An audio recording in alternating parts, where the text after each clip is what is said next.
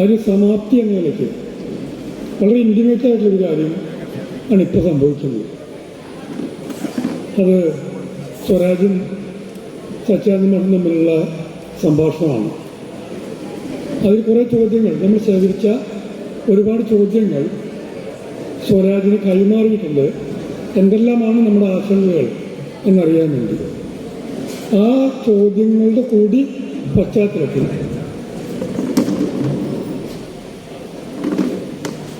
ആണ് സ്വരാജും മാഷും തമ്മിലുള്ള സംഭാഷണം നടക്കുന്നത്. സ്നേഹസംവാദം ആരംഭിക്കുകയായി. സ്വാഗത കാവ്യം ആലപിക്കുന്നു ശ്രീമതി ദീപ രാജ്, ശ്രീ റഷീദ് കാരള, പ്രിയ സച്ചിദാനന്ദൻ മാഷ്, ശ്രീ എം സ്വരാജ്, ബഹുമാനപ്പെട്ട മന്ത്രി ഡോക്ടർ ആർ ബിന്ദു, ഏവരെയും വേദിയിലേക്ക് സ്നേഹാദരങ്ങളോടെ ക്ഷണിക്കുന്നു.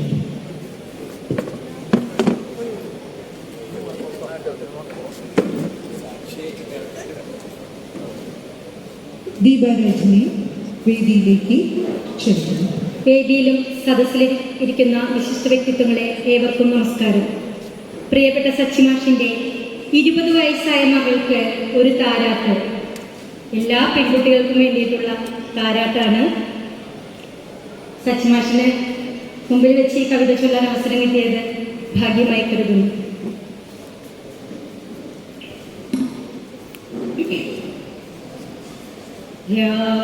രാവുമുതിർന്നു കിളിപോയി നീലിച്ച പാതയിൽ ചന്ദ്രൻ ചുവന്നു വിളക്കണച്ചാലും ഇമയമയ്ക്കാതെ നീ കാക്കുവതാരേ അഴുക്കു കുമിഞ്ഞു കൂടുന്നൊരീ കോണിൽ വരാൻ ഏതു പാതിരാ സൂര്യനേ ഇല്ല ഉറങ്ങുകി ചന്ദ്രനും വ്യാളിതൻ പല്ല് മുളപ്പതിൻ മുമ്പ് നിൻ സ്വപ്നവും കല്ലിച്ചിടും മുമ്പ് ലജ്ജയാൽ അച്ഛൻ്റെ എല്ലു കറുത്തുപോം മുമ്പ് കുറുനരിങ്ങും മണത്തെത്തിടും മുമ്പ് ദൈവങ്ങൾ മിണ്ടാതെ കത്തിക്കു മൂർച്ചയാകും മുമ്പ് കണ്ണടയ്ക്കൂ മറന്നേക്കൂ നീ പെണ്ണെന്ന് മുന്നിൽ നരകമെന്ന് ഒന്നുകൂടി കിലുക്കൾ ഒന്നുകൂടി പാവ പാൽക്കുപ്പി തൊട്ടിലിൽ ഒന്നുകൂടി കുഞ്ഞുടുപ്പിൽ മയങ്ങുക സ്വർഗത്തിനോർമ്മപോൽ മറ്റൊരു ഭൂമി തൻ പുല്ലാങ്കുഴലിൽ വിടർത്തുക പുഞ്ചിരി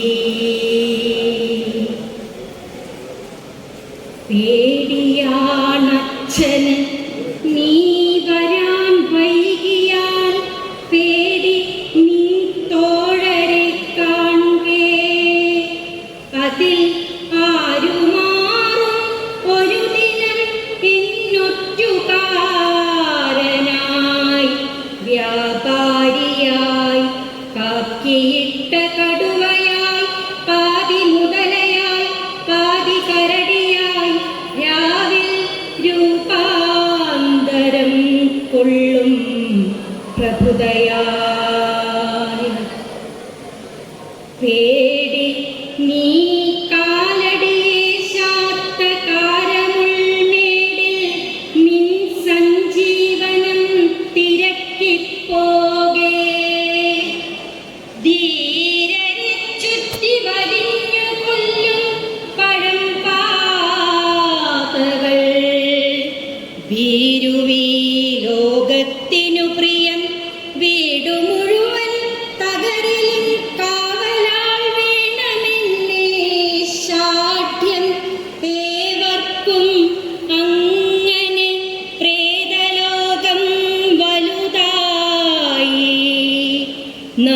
മൂക്കിടം തീരെ ചെറുതായി ശ്വസിക്കലേ മൃത്യുവായി.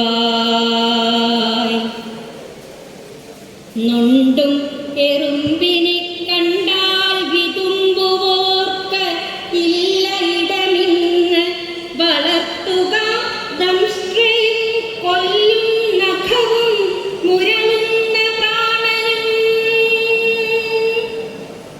അച്ഛനെ പോൽ അലിയാതൊരുക്കാവുക, അമ്മയെ പോൽ ഉരുകാതെ കല്ലാവുക. ഒറ്റയ്ക്കു പോകേണ്ടവൾ നീ ഒരു ദിനം ഒറ്റയ്ക്കുറങ്ങി ഉണരാൻ പഠിക്കുക. അച്ഛനെ പോൽ അലിയാതൊരുക്കാവുക, അമ്മയെ പോൽ ഉരുകാതെ കല്ലാവുക. ഒറ്റയ്ക്കു പോകേണ്ടവൾ നീ ഒരു ദിനം ഒറ്റയ്ക്കുറങ്ങി ഉണരാൻ പഠിക്കുക.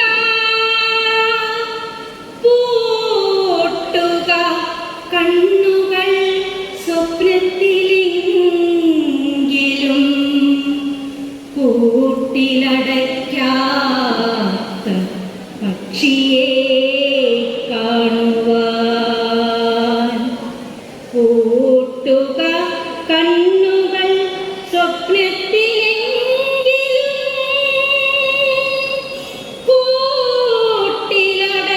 കൂട്ടിലടയ്ക്കാത്ത പക്ഷിയെ കാണുവാൻ.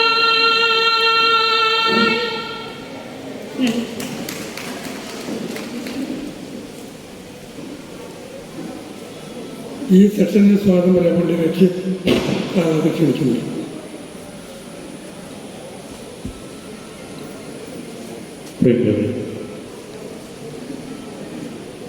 ഒന്നര മാസത്തെ നിരവധി പേരുടെ സൗഹാർദ്ദപരമായ ആശയ സംവാദ പാരസ്പര്യതയുടെ കൂടിച്ചേരലാണ് മിനിയാന്നും ഇന്നലെയും ഇന്നുമായി നമ്മുടെ ഈ ക്രൈസ്റ്റ് കോളേജിൻ്റെ അങ്കണത്തിൽ മരണീയമായ അങ്കണത്തിൽ നടത്തി വരുന്നത്. നമുക്കറിയാം, ഇന്ത്യയുടെ അഭിമാനവും മലയാളത്തിൻ്റെ അഹങ്കാരവും നമ്മുടെയൊക്കെ ഹൃദയ താളവുമായ വിശ്വമഹാകവി സച്ചിദാനന്ദൻ മാഷിന് മലയാളക്കരം നൽകുന്ന സ്നേഹ ആദരണമാണിത്. ഈ മഹത്തായ പരിപാടിയുടെ അനുബന്ധമായി നമ്മൾ സെപ്റ്റംബർ 6-ന് കോളേജ് വിദ്യാർത്ഥികളുടെ സഹകരണത്തോടെ ഈ ഉത്സവത്തിൻ്റെ കൊടിയേറ്റവും അതോടൊപ്പം തന്നെ പുസ്തക പൂരവും തുടർന്ന് വിദ്യാർത്ഥികളുടെ ഉൾപ്പെടെയുള്ള കവിതകൾ നമ്മളിവിടെ മനോഹരമായി അവതരിപ്പിക്കുകയുണ്ടായി. കവിതയിലെ കലാശങ്ങൾ തുടങ്ങി നിരവധി പ്രബന്ധാനുബന്ധികളുടെ ഇന്നത്തെ കാവ്യമഹോത്സവത്തിന് തിരി തെളിഞ്ഞത്. ഈ സ്നേഹസംവാദത്തിലേക്ക് കൂടുമ്പോൾ നമുക്കിപ്പോൾ 24ഓളം വരുന്ന വ്യത്യസ്തമായ അവതരണത്തിലൂടെയാണ് നമ്മുടെ ഈ മഹോത്സവം ഇവിടെ സമാപന പരിപാടിയിലേക്ക് കടക്കുന്നത്. ഈ മഹത്തായ ഉത്സവ പരിപാടിക്ക് നേതൃത്വം കൊടുത്തുകൊണ്ട് ഡോക്ടർ സി രാഘവന്യ മാഷ്, അദ്ദേഹം നേതൃത്വം കൊടുക്കുന്ന കാഴ്ചകൾ ഉൾപ്പെടെയുള്ള നിരവധി സംഘടനകളുടെ നല്ല മനസ്സുകളാണ് ഈ പരിപാടി ഇത്രയും വിജയമാക്കാനായിട്ട് നമുക്കിവിടെ സാധിച്ചത്. നമുക്കറിയാം, സ്വാതന്ത്ര്യലബ്ധിക്ക് മുമ്പ് 1946 ഒക്ടോബർ 28-ന് ഇന്നത്തെ തൃശ്ശൂർ ജില്ലയിലെ കൊടുങ്ങല്ലൂർ താലൂക്കിൽ പുല്ലൂറ്റെന്ന അതിമനോഹരമായ ഗ്രാമത്തിൽ ജനിച്ച കെ സച്ചിദാനന്ദൻ മാഷ് എന്ന് നാം അഹങ്കാരത്തോടെ വിളിക്കുന്ന സച്ചി മാഷ് ജനിച്ചു. അദ്ദേഹം ആ ഗ്രാമീണ പശ്ചാത്തലത്തിൽ വളർന്നുകൊണ്ട് തന്നെ പ്രാഥമിക വിദ്യാഭ്യാസ ഘട്ടം കഴിഞ്ഞ് ഈ ക്രൈസ്റ്റ് കോളേജിലാണ് അദ്ദേഹം ബിരുദം നേടിയത്. തുടർന്ന് ബിരുദാനന്തര ബിരുദങ്ങൾക്ക് ശേഷം KKTM കോളേജിലെ അധ്യാപക വൃത്തിയിൽ ഏർപ്പെടുകയും പിന്നീട് അവിടെ നിന്ന് 1970 മുതൽ 22 വർഷക്കാലത്തോളം നമ്മുടെ ഈ കോളേജിൽ ഇംഗ്ലീഷ് പ്രൊഫസറായി സേവനം അനുഷ്ഠിക്കുകയുണ്ടായി. തുടർന്ന് അങ്ങോട്ട് 1996-ൽ കേന്ദ്ര സാഹിത്യ അക്കാദമിയുടെ സെക്രട്ടറിയായി ചുമതലയേറ്റുകൊണ്ട് പിന്നെ അങ്ങോട്ട് ഇന്ത്യ ഗവൺമെൻറ്റിൻ്റെ ഉന്നത വിദ്യാഭ്യാസ വകുപ്പിൻ്റെയും നാഷണൽ ട്രാൻസ്ലേഷൻ കൺസൾട്ടിൻ്റെ ഒക്കെ സേവനമനുഷ്ഠിച്ചുകൊണ്ട് മാഷ് ഇങ്ങനെ പല മേഖലകളിലൂടെ ഉയർന്നു വന്നു. മാഷിൻ്റെ വളർച്ച എന്നുള്ളത് മലയാളികളുടെ അഹങ്കാരമാണ്. നമുക്കറിയാം, സ്കൂൾ ഓഫ് ട്രാൻസ്ലേഷൻ സ്റ്റഡീസ് ഡയറക്ടറായി പ്രവർത്തിച്ച് 1970 അദ്ദേഹം കുരുക്ഷേത്ര എന്ന കവിതാ സമാഹാരം പുറത്തിറക്കുകയുണ്ടായി. 1971 5 സൂര്യൻ എന്ന കവിതാ സമാഹാരം. അതിനുശേഷം അദ്ദേഹം തൻ്റെ സാഹിത്യ ലോകത്തിലേക്ക് ഉയർന്നു വന്നു.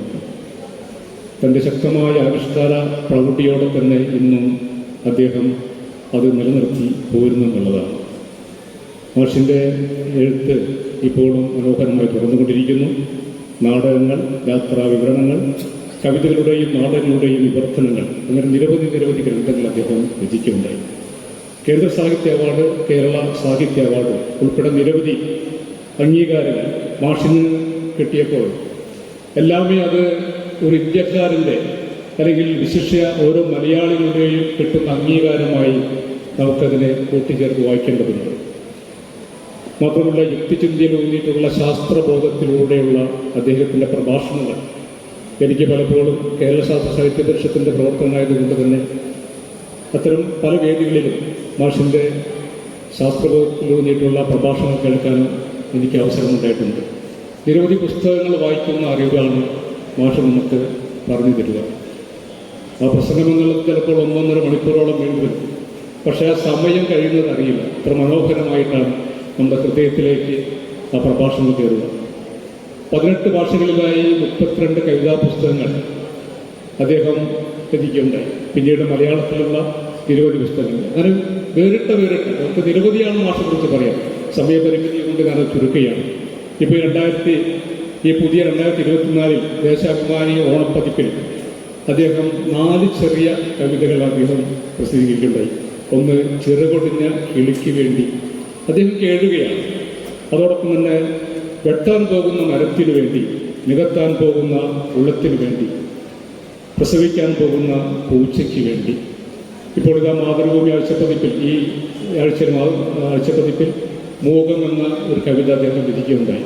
അത് കലാമണ്ഡലം ഗോപിയാശാനെയാണ്. കഥകളി ക്ലബിൻ്റെ ഒരു പ്രവർത്തനം എന്ന നിലയ്ക്ക് അത് ആ കവിത വായിച്ചപ്പോഴൊന്നും വല്ലാതെ ആകർഷണമാക്കി എന്നുള്ളതാണ്. അതിലിങ്ങനെ അദ്ദേഹം സൂചിപ്പിക്കുന്നു: ഇത് കർണനോ ഗോപിയാശാനോ പകയ്ക്കുന്നു ഇരുളിൽ വിസോന്മാദം പകർന്ന കവി മാലി. പറയാനാകാത്തത് പറയാൻ വിറയ്ക്കുന്നു പിറകിൽ പാടും ചുണ്ട് വിളക്കിൻ തിരികൾക്കൊപ്പം.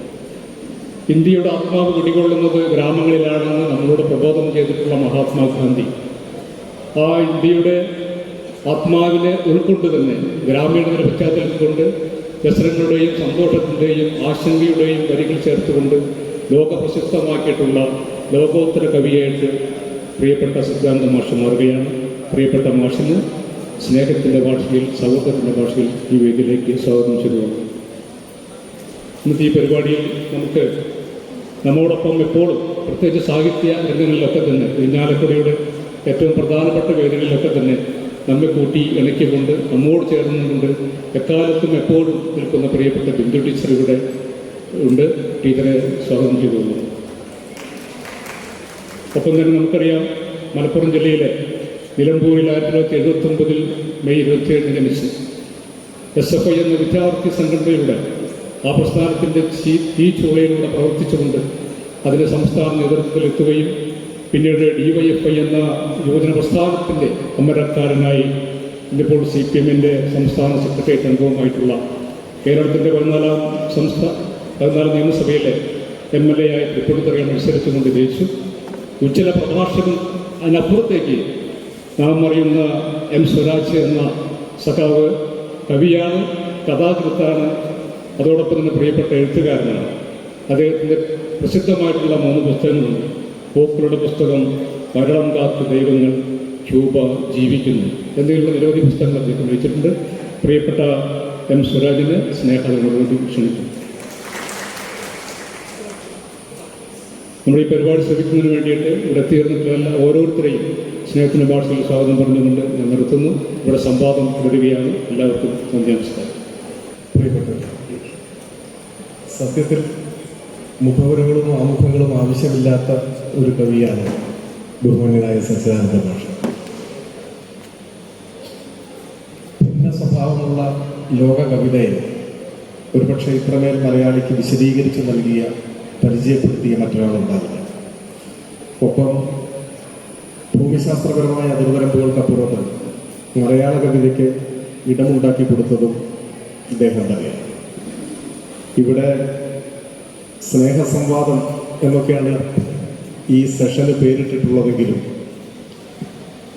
ഞാൻ വിചാരിക്കുന്നത് കാവ്യരചനയുടെ ഷഷ്ടിപൂർത്തിയിൽ എത്തി നിൽക്കുന്ന ഒരു കവി എന്ന നിലയിൽ കൂടി സച്ചിദാനന്ദൻ മാഷക്ക് പറയാനുള്ള കാര്യങ്ങൾ കേൾക്കാനും അദ്ദേഹത്തിൻ്റെ കാഴ്ചപ്പാടുകൾ, വീക്ഷണങ്ങൾ, അനുഭവങ്ങൾ വിശദീകരിക്കാനുള്ള ഒരു വേദിയായി ഇതിനെ മാറ്റാമെന്നാണ് ഞാൻ വിചാരിക്കുന്നത്.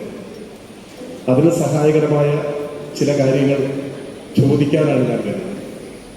ഒപ്പം ബഹുമാനിയായ ഉന്നത വിദ്യാഭ്യാസ വകുപ്പ് മന്ത്രി ആർ ബിന്ദു ടീച്ചർ ഇവിടെയുണ്ട്. ടീച്ചറും ഈ കാര്യങ്ങളിൽ ഇടപെടുമെന്നാണ് ഞാൻ പ്രതീക്ഷിക്കുന്നത്.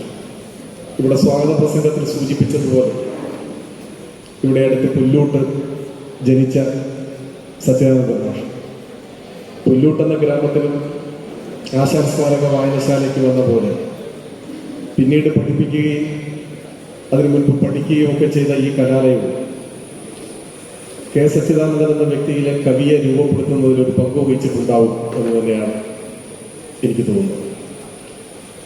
ആ കാലത്തെക്കുറിച്ച്, അല്ലെങ്കിൽ തന്നിലെ കവിയെ രൂപപ്പെടുത്തുന്നതിൽ ഈ കലാലയ ജീവിതം, വിദ്യാർത്ഥിയായും അധ്യാപകനായുമുള്ള കാലഘട്ടത്തിലെ കലാലയ ജീവിതം എങ്ങനെയൊക്കെ സ്വാധീനിച്ചുവെന്ന് മാഷ് വിശദീകരിച്ചുകൊണ്ട് നമുക്ക് തുടങ്ങാമെന്നാണ് എനിക്ക്. വളരെ നന്ദി സ്വരാജ്. ഈ 3 ദിവസങ്ങളിൽ ആദ്യമായാണ് ഞാൻ ഇവിടെ സംസാരിക്കുന്നത്. 2 ദിവസം ഞാൻ അസന്നിഹിതനായിരുന്നു. മറ്റ് ജോലി തിരക്കുകൾ കൊണ്ട് ഇന്നാണ് ഇവിടെ എത്താൻ സാധിച്ചത്. ഇവിടെ വന്നപ്പോൾ ഞാൻ അത്ഭുതപ്പെട്ടത്, ഞാൻ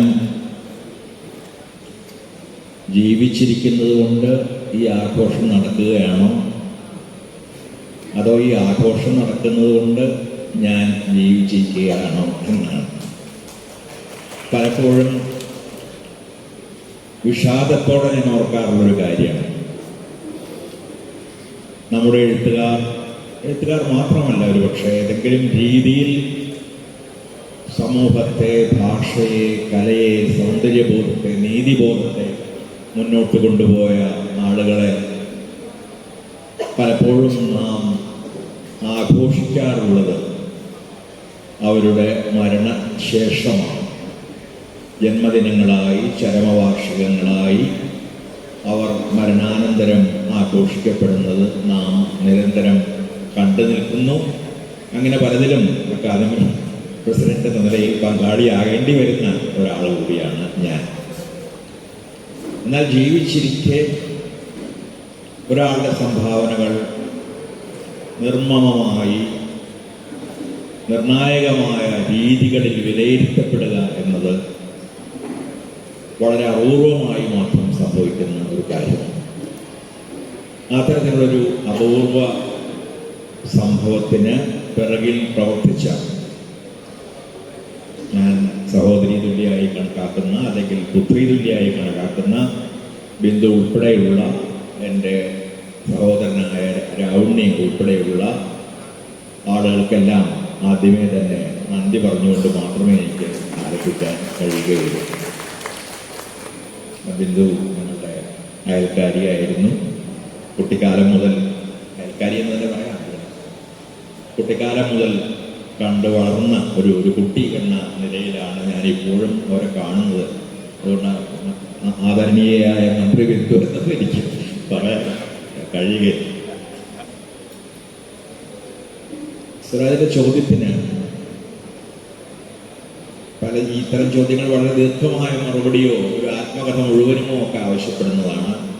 വളരെ ലളിതവും ഹ്രസ്വവുമായ ഒരു പ്രതികരണമാണ് ഞാനിവിടെ നൽകാൻ ആഗ്രഹിക്കുന്നത്.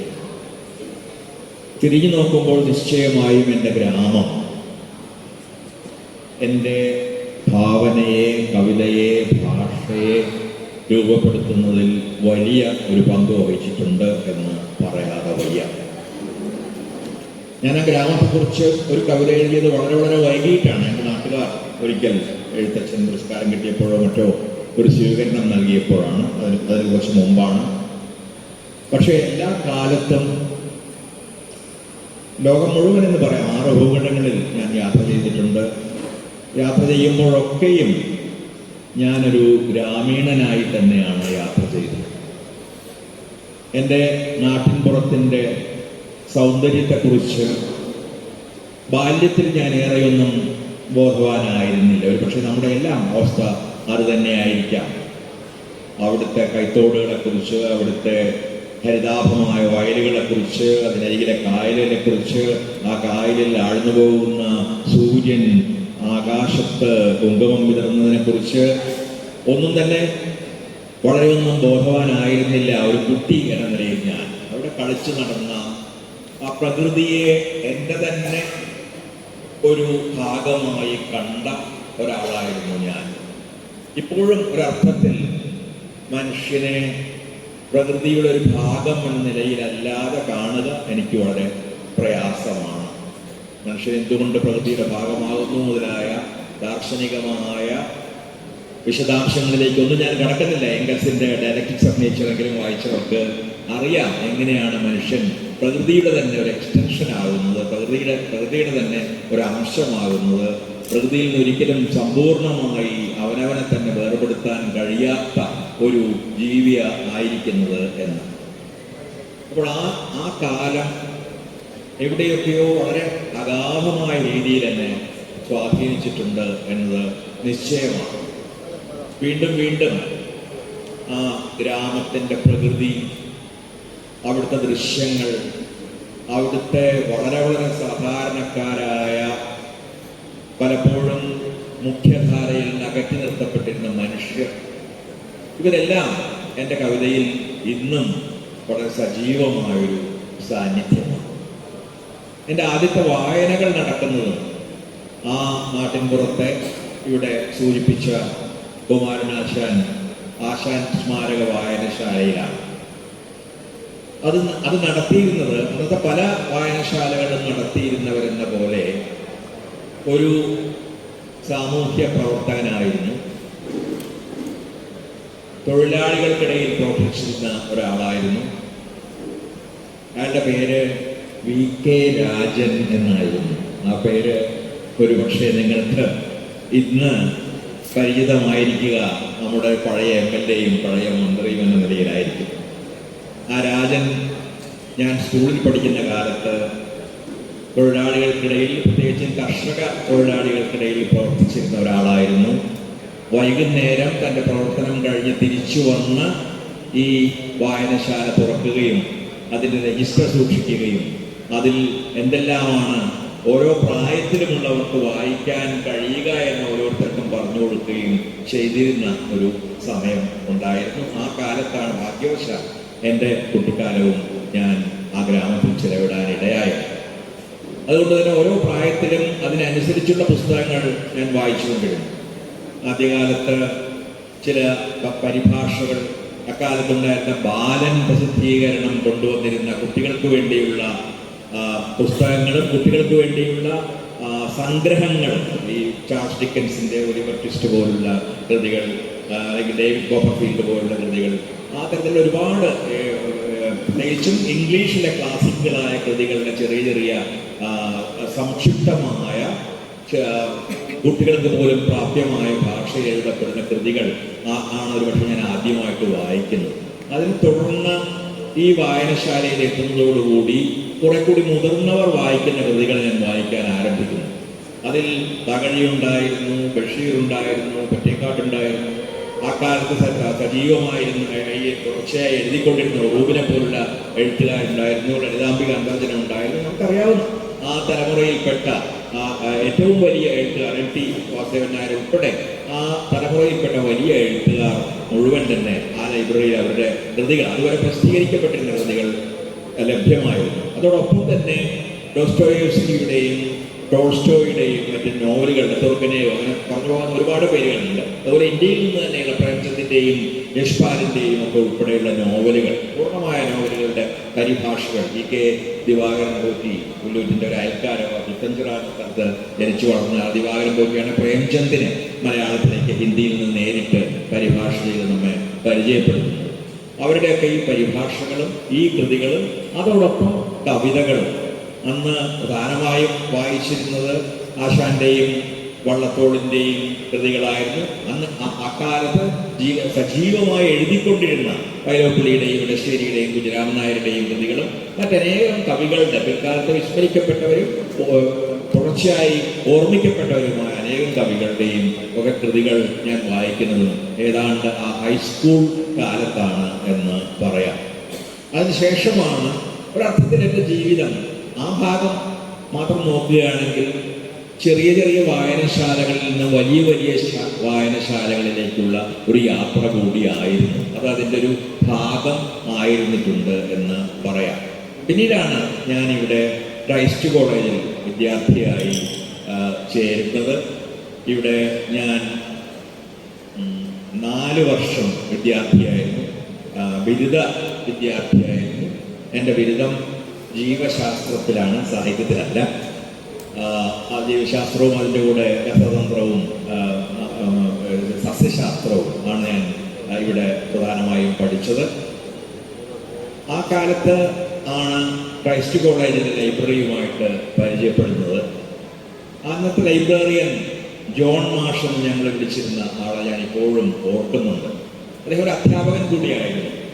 അന്നിവിടെ ഇപ്പോഴിവിടെ ലാറ്റിൻ ഉണ്ടെന്ന് തോന്നുന്നു. അത് ലാറ്റിൻ ഉണ്ടായിരുന്നില്ല, അതിന് പകരം സിറിയക് എന്ന് പറയുന്ന ഭാഷയായിരുന്നു. സിറിയക് എന്ന ഭാഷ വാസ്തവത്തിൽ അറമൈക്ക് എന്ന് പറയുന്ന ബൈബിളിലെ ക്രിസ്തുവിൻ്റെ കാലത്ത് ക്രിസ്തുവിൻ്റെ ജനങ്ങൾ സംസാരിച്ചിരുന്ന ഭാഷയാണ് അത്. ഈ അറമൈക്ക് സംസാരിച്ചുകൊണ്ട് കഴുതപ്പുറത്ത് പോകുന്ന മനുഷ്യരെ ഞാൻ മാലൂല എന്ന സ്ഥലത്ത് സിറിയയിൽ പോയപ്പോൾ നേരിട്ട് വളരെ വർഷങ്ങൾക്ക് ശേഷം കാണുകയും ചെയ്തിട്ടുണ്ട്. ഈ സിറിയക് ഭാഷ പഠിപ്പിക്കുകയും ഒപ്പം തന്നെ ലൈബ്രറിയനായി പ്രവർത്തിക്കുകയും ചെയ്യുന്ന ഒരാളായിരുന്നു ജോൺ മാഷ്. ഇവിടെ എൻ്റെ പ്രധാന ഗൈഡ്, അവിടെ രാജനെ പോലെ തന്നെ ഇവിടെ എൻ്റെ വായനയുടെ പ്രധാന സഹായിയായി പ്രവർത്തിച്ചിരുന്നത് ഈ ജോൺ മാസ്റ്ററായിരുന്നു. എന്താണ് വായിക്കാൻ പറ്റുക, ഓരോരുത്തരുടെ ഈ രുചി അറിഞ്ഞ് കഴിവറിഞ്ഞ് അവർക്ക് പറ്റിയ പുസ്തകങ്ങൾ നിർദ്ദേശിക്കാനുള്ള ഒരു സവിശേഷമായ സിദ്ധി ആ ജോൺ മാസ്റ്റർക്ക് ഉണ്ടായിരുന്നു. അദ്ദേഹം എന്നോട് പറയുമായിരുന്നു എന്തെല്ലാമാണ്. അപ്പോൾ പലപ്പോഴും ഞാൻ പരിഭാഷയിൽ വായിച്ചിരുന്ന പല കൃതികളും, മലയാള പരിഭാഷയിൽ വായിച്ചിരുന്ന പല കൃതികളും ഇംഗ്ലീഷ് പരിഭാഷയിൽ വായിക്കാനും ഒപ്പം തന്നെ ഇംഗ്ലീഷ് മൂലകൃതികൾ വായിക്കാനും ഒക്കെ ഞാൻ കൂടുതലായിട്ട് ആരംഭിക്കുന്നത് ഈ ക്രൈസ്റ്റ് കോളേജിലെ വിദ്യാഭ്യാസ കാലത്താണ്. എന്നെ വളരെ ആഴത്തിൽ സ്വാധീനിച്ച 4 പുസ്തകങ്ങൾ ഞാൻ ആദ്യമായി വായിക്കുന്നതും പരിചയപ്പെടുന്നതും ഇവിടെ വച്ചാണ്. ഈ 4 പുസ്തകങ്ങൾ അക്കാലത്ത് മാത്രമല്ല ഇന്ന് വരെ എന്നെ സ്വാധീനിച്ചുകൊണ്ടിരിക്കുന്ന 4 പുസ്തകങ്ങളാണ്. ഒരു പുസ്തകത്തിൻ്റെ പേര് ഹോളി ബൈബിൾ എന്നാണ്. ബൈബിളിൽ എന്നെ ആകർഷിച്ചത് 2 കാര്യങ്ങളായിരുന്നു. ഒന്ന് നിശ്ചയമായും ക്രിസ്തുവിൻ്റെ ജീവിതം. ക്രിസ്തു, ഞാൻ പറയുന്ന പള്ളിയുടെ ക്രിസ്തുവിനെ പറ്റിയല്ല, അല്ല പാവങ്ങളുടെ ക്രിസ്തുവിനെ പറ്റിയാണ്. പിൽക്കാലത്ത് ഒരുപക്ഷെ വിമോചന ദൈവശാസ്ത്രകാരന്മാരും മറ്റും കണ്ടെത്തിയ ഒരു പുസ്തകമുണ്ട്. ബൈബിൾ പാവങ്ങൾക്ക് കൈമാറപ്പെട്ട ഒരു ഗ്രന്ഥമാണ് എന്ന് വിശ്വസിച്ചിരുന്ന പോലെയൊക്കെയുള്ള രക്തസാക്ഷികൾ, ലാറ്റിൻ അമേരിക്കൻ രക്തസാക്ഷികൾ പോലുമായ ഇത് വിമോചന ദൈവശാസ്ത്രജ്ഞർ കണ്ടെത്തിയ ആ ക്രിസ്തുവിനെയാണ്, അന്ന് വിമോചന ദൈവശാസ്ത്രമൊന്നും ഇല്ലെങ്കിൽ പോലും ആ തരത്തിലൊരു ക്രിസ്തുവിനെയാണ് ഞാൻ കണ്ടത്. മുക്കുവർക്കിടയിൽ, പീഡിതർക്കിടയിൽ, തൊഴിലാളികൾക്കിടയിൽ പ്രവർത്തിക്കുകയും അവരുടെ നന്മയെക്കുറിച്ചും അവർക്ക് ഒരുപക്ഷെ ഈ ലോകത്തിൽ തന്നെ സാക്ഷാത്കരിക്കാവുന്ന സ്വർഗത്തെ പറ്റിയും ഒക്കെ സ്വപ്നം കാണുകയും പ്രവചിക്കുകയും ഒക്കെ ചെയ്തിരുന്ന ഒരു ക്രിസ്തു. ആ ബൈബിളിൻ്റെ സ്വാധീനത്തിൽ അതിലേറ്റവും പ്രധാനമായത് ക്രിസ്തു എന്ന വ്യക്തിത്വത്തിൻ്റെ വളരെ അപൂർവവും അഗാധവുമായ ഒന്നായിരുന്നു. മറ്റൊന്ന് ബൈബിളിൻ്റെ ഭാഷയായിരുന്നു. ഇന്നുവരെ ബൈബിളിൻ്റെ ഭാഷയുടെ ആകർഷണം എനിക്ക് നഷ്ടമായിട്ടില്ല. അത് സോളമൻ്റെ ഗീതങ്ങൾ പോലുള്ള കൃതികളായാലും ശരി, അല്ലെങ്കിൽ പുറപ്പാട് പുസ്തകം പോലെ ഇന്ന് നോക്കുമ്പോൾ സർറിയലിസ്റ്റ് ആണെന്ന് തോന്നുന്നു. ബുക്ക് ഓഫ് എക്സോഡസ് വായിക്കുമ്പോൾ സർറിയലിസ്റ്റ്, നെരൂദയുടെയൊക്കെ കവിതകളുള്ളവർക്ക് സർറിയലിസ്റ്റ് കൃതിയാണെന്ന് തോന്നും. ആ തരത്തിലുള്ള ആ സവിശേഷമായ അതിൻ്റെ ഭാവനാ രീതിയും അതിൻ്റെ ഭാഷാ രീതിയും എന്നെ വളരെ അഗാധമായി സ്വാധീനിച്ചു. രണ്ടാമത്തെ പുസ്തകം ധമ്മപദ എന്ന് പാലിയിൽ പറയുന്ന ധർമ്മപഥം എന്ന ബുദ്ധൻ്റെ കൃതിയായിരുന്നു. ബുദ്ധൻ കൃതികളൊന്നും രചിച്ചിട്ടില്ല, ഇവരാരും കൃതികൾ രചിച്ചിട്ടില്ല, നമുക്കറിയാം. പുസ്തകങ്ങളൊന്നും എഴുതിയിട്ടില്ല, മറ്റുള്ളവർ രേഖപ്പെടുത്തുകയാണ് ചെയ്തത് അവർ പറഞ്ഞ കാര്യങ്ങൾ. ആ രീതിയിൽ ബുദ്ധൻ്റെ സൂക്തങ്ങളും വചനങ്ങളും ഏറ്റവും മനോഹരവും സംക്ഷിപ്തവുമായി രേഖപ്പെടുത്തിയിട്ടുള്ള ഒരു പുസ്തകമാണ് ഈ ധർമ്മപദം അല്ലെങ്കിൽ ധമ്മപദ. അക്കാലത്ത് കോസാംബിയുടെ, ഈ ചരിത്രകാരനായ ഡി കോസാംബിയുടെ അച്ഛൻ കോസാംബി ബുദ്ധനെ പറ്റി എഴുതിയ പുസ്തകവും ഏതാണ്ട് അതേ സമയത്ത് തന്നെ ഞാൻ വായിക്കുന്നുണ്ട്. ഈ ധർമ്മപദമാണ് രണ്ടാമതായിട്ട് എന്നെ സ്വാധീനിച്ച, ഇവിടെ ഞാൻ വായിച്ച ഏറ്റവും പ്രധാനപ്പെട്ട പുസ്തകങ്ങളിൽ ഒന്ന്. ബുദ്ധ തത്വങ്ങൾ, ബുദ്ധൻ്റെ തൻ്റെ ജീവിതം കൊണ്ടും തൻ്റെ ദർശനം കൊണ്ടും ബുദ്ധൻ ലോകത്തെ പഠിപ്പിച്ച മഹാതത്വങ്ങൾ, കരുണ, മൈത്രി, ഉപേക്ഷ തുടങ്ങിയ അദ്ദേഹത്തിൻ്റെ വലിയ തത്വങ്ങൾ. എല്ലാവരോടും കരുണ കാണിക്കുക, എല്ലാവരുമായും മൈത്രീഭാവത്തിൽ വർദ്ധിക്കുക, മനുഷ്യരുമായി മാത്രമല്ല, ഒരുപക്ഷെ സസ്യങ്ങളും ജന്തുക്കളുമായി. ബഷീറൊക്കെ അത്തരത്തിലുള്ള ദർശനത്തിൻ്റെ ആളായിരുന്നു. മൈത്രിയിൽ വർദ്ധിക്കുക എന്നത്, ഉപേക്ഷ, പലതിനെയും സ്വയം നിരസിക്കാൻ തയ്യാറാവുക മറ്റുള്ളവർക്ക് വേണ്ടി എന്ന തത്വം. ഈ തത്വങ്ങൾ ആഴത്തിൽ എൻ്റെ മനസ്സിൽ വേരുറപ്പിച്ച ഒരു കൃതിയായിരുന്നത്. ഞാൻ പറഞ്ഞ പോലെ ബുദ്ധൻ എഴുതിയ കൃതി അല്ലെങ്കിലും ബുദ്ധ സൂക്തങ്ങളുടെയും ബുദ്ധോപദേശങ്ങളുടെയും ഒരു സംക്ഷിപ്ത രൂപമായിരുന്നു ധർമ്മപഥം എന്ന ആ കൃതി. ആ കാലത്ത് തന്നെയാണ് ഞാൻ ഗുരുവിനെ വായിക്കാൻ തുടങ്ങുന്നത്. ശ്രീനാരായണ ഗുരുവിൻ്റെ ദൈവദശകവും ആത്മോപദേശ ശതകവും വിശേഷിച്ചും അദ്ദേഹത്തിൻ്റെ അനേക സ്തോത്രങ്ങളും ഉൾപ്പെടെയുള്ള പല കൃതികളും വായിക്കുന്നു. ആത്മോപദേശ ശതകം വിശേഷിച്ചും വളരെ ആഴമേറിയൊരു സ്വാധീനം എന്നിൽ മാത്രമല്ല അനേകം പേരിൽ, ഞാൻ അനേകം ആളുകളുടെ ഒരു പ്രതിനിധി എന്ന നിലയിൽ കൂടിയാണ് സംസാരിക്കുന്നത്, ആഴമേറിയ സ്വാധീനം എന്നിൽ ചെലുത്തുകയുണ്ടായി. കാരണം ഗുരു, ഞാൻ അതിലേക്കൊന്നും കടക്കുന്നില്ല, അതൊക്കെ വലിയ പ്രഭാഷണങ്ങളായി മാറും. എങ്ങനെയാണ് ഗുരുവിൻ്റെ അദ്വൈതം ശങ്കരൻ്റെ അദ്വൈതത്തിൽ വ്യത്യസ്തമാകുന്നത് മുതലായതിനെക്കുറിച്ച് ഞാൻ ധാരാളം പറയുകയും എഴുതുകയും ഒക്കെ ചെയ്തിട്ടുണ്ട്. ശങ്കരാദ്വൈതം വർണ്ണാശ്രമധർമ്മത്തെ സ്പർശിക്കാതെ, ജാതിയെയോ വർണ്ണത്തെയോ ഒന്നും തൊടാതെ അദ്വൈതത്തെ ഉയർത്തിപ്പിടിച്ച ഒരു അത്തരത്തിലുള്ള ഒരു ചിന്താ സമ്പ്രദായമായിരുന്നു ശങ്കരൻ്റേത്. നാരായണൻ ഈ നാരായണ ഗുരു അദ്വൈതത്തിൽ മനുഷ്യൻ്റെ സമൂഹത്തിൻ്റെ ഒരു മുഹൂർത്തം കണ്ടെത്തി.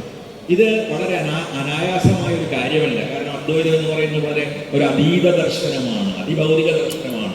അത്തരം ഒരു അതിഭൗതിക ദർശനത്തിലേക്ക് സമൂഹത്തിൻ്റെ ഒരു നിമിഷം, A moment of the social എന്ന് പറയുന്നതിനെ കടത്തി വിടുകയാണ് വാസ്തവത്തിൽ ശ്രീനാരായണ ഗുരു ചെയ്തത്. അങ്ങനെ അദ്വൈതം എന്ന് പറയുന്നത് മനുഷ്യനും ദൈവവുമായുള്ള ഒരു അദ്വൈതം മാത്രമല്ല, എല്ലാത്തരം അപരത്വങ്ങളിൽ നിന്നുമുള്ള മുക്തിയാണ് എന്ന രീതിയിൽ അദ്വൈതത്തെ വ്യാഖ്യാനിക്കാൻ അദ്ദേഹത്തിന് കഴിഞ്ഞു.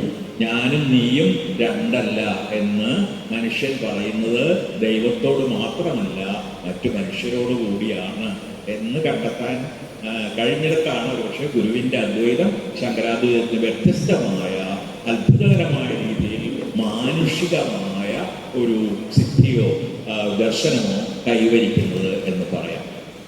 ഈ 3 പുസ്തകങ്ങളോടൊപ്പം വായിച്ച മറ്റൊരു പുസ്തകത്തിൻ്റെ പേര് കമ്മ്യൂണിസ്റ്റ് മാനിഫെസ്റ്റോ എന്നായിരുന്നു. ഞാൻ തന്നെ കൂട്ടി പറയുമ്പോൾ നിങ്ങൾക്ക് അത്ഭുതം തോന്നിയേക്കാം ഇതൊക്കെ തമ്മിൽ എന്താണ് ബന്ധമെന്ന്. പക്ഷെ എങ്ങനെയോ എൻ്റെ മനസ്സിൽ അതും കമ്മ്യൂണിസ്റ്റ് മാനിഫെസ്റ്റോ അന്ന് 2 അണയോ മറ്റോ ആണ് വില. ഈ ഇരിഞ്ഞാലക്കുട ബസ് സ്റ്റാൻഡിൽ ഇങ്ങനെ ആളുകൾ ഇങ്ങനെ കൊണ്ടുനടന്ന് വിത്തും കമ്മ്യൂണിസ്റ്റ് മാനിഫെസ്റ്റോ 2 എണ്ണം എന്ന് പറഞ്ഞിട്ട്. ആ കമ്മ്യൂണിസ്റ്റ് മാനിഫെസ്റ്റോ വായിക്കുമ്പോഴും അതിൽ മുതലാളിത്തം എന്ന ദുർഭൂതം എങ്ങനെയാണ് ലോകത്തെ മാറ്റിയെടുക്കുകയും കീഴ്പ്പെടുത്തുകയും ചെയ്യുന്നത് എന്നും, എങ്ങനെയാണ് മുതലാളിത്തത്തിനെതിരായി സമരം ചെയ്ത തൊഴിലാളികൾക്ക് വിമോചനം സാധ്യമാവുക എന്നും ഒക്കെ പ്രതിപാദിക്കുമ്പോൾ അതിലും ഞാൻ കാണുന്നത്, അത് തിരിച്ചും പറയാം, ഞാൻ കാണുന്നത് ക്രിസ്തുവിനെയും ബുദ്ധനെയും ശ്രീനാരായണ ഗുരുവിനെയും ഒക്കെ തന്നെയാണ്. ഇത് ഒരു തത്വചിന്തകളുടെ കൂട്ടിക്കുഴയ്ക്കലാണെന്ന്, ഒരുതരം എക്ലക്റ്റിസിസമാണെന്ന് വേണമെങ്കിൽ നിങ്ങൾക്ക് ആരോപിക്കാം. പക്ഷെ ഞാൻ വിചാരിക്കുന്ന എഴുത്തുകാർക്ക് അത്തരത്തിലുള്ള സ്വാതന്ത്ര്യങ്ങൾ പണ്ടുകാലം മുതലേ അനുവദിക്കപ്പെട്ടിട്ടുണ്ട് എന്നാണ്. ഈ വിരുദ്ധങ്ങൾ എന്ന് തോന്നുന്നവയെ സമന്വയിക്കാനുള്ള സവിശേഷമായ ഒരു സിദ്ധി എഴുത്തുകാർക്കും അത് അനുവദിച്ചു കൊടുക്കാനുള്ള ഒരു കാരുണ്യം വായനക്കാർക്കും ഉണ്ടായതുകൊണ്ടാണ് സാഹിത്യം തന്നെ ഉണ്ടായത് എന്ന് ഞാൻ വിചാരിക്കുന്നു. അപ്പോൾ ഇവയെ വിരുദ്ധങ്ങളായല്ല ഞാൻ കണ്ടത്. ഗുരുവിനെ എനിക്ക് ജാതിയും മതവും ഇല്ല എന്ന അന്ത്യകാലത്ത് പ്രഖ്യാപിച്ച ആ മഹാഗുരുവിനെ ക്രിസ്തുവിനെ പോലെ തന്നെ കാരുണ്യത്തിൻ്റെയും മൈത്രിയുടെയും എല്ലാത്തരം അപരത്വങ്ങളുടെയും അവസാനത്തിൻ്റെയും ഒക്കെ ഒരു പ്രതിനിധിയായി കാണാൻ എനിക്ക് വിഷമമുണ്ടായില്ല. എനിക്ക് ശ്രീനാരായണ ഗുരുവിനെ കമ്മ്യൂണിസ്റ്റ് മാനിഫെസ്റ്റോവുമായി ചേർത്ത് വയ്ക്കാനൊരു പ്രയാസമുണ്ടായില്ല. ശ്രീനാരായണ ഗുരുവിനെ ബുദ്ധന്റെ ചിന്തയുമായി, അദ്ദേഹത്തിൻ്റെ നേരത്തെ സൂചിപ്പിച്ച അടിസ്ഥാന തത്വങ്ങളുമായി യോജിപ്പിച്ച് കാണാനും പ്രയാസമുണ്ടായില്ല. ഈ 4 പുസ്തകങ്ങൾ എൻ്റെ ജീവിതം ഉടനീളം അഗാധമായൊരു സ്വാധീനം ചെലുത്തിയിട്ടുണ്ട്. എൻ്റെ ചിന്തയിൽ അതുപോലെയൊന്നും ജീവിക്കാനൊന്നും കഴിയുന്ന ഒരാളല്ല. സാധാരണ ഒരു മനുഷ്യന് ജീവിക്കാൻ ഒരു പക്ഷേ കഴിയില്ല. പക്ഷെ നമുക്ക് അവരെ മനസ്സിലാക്കാൻ ഒരു പക്ഷേ ശ്രമിക്കാൻ കഴിഞ്ഞേക്കും. ഒരു ജീവിതം കൊണ്ട് പോലും മതിയാവുന്ന കാര്യമല്ലാതെ.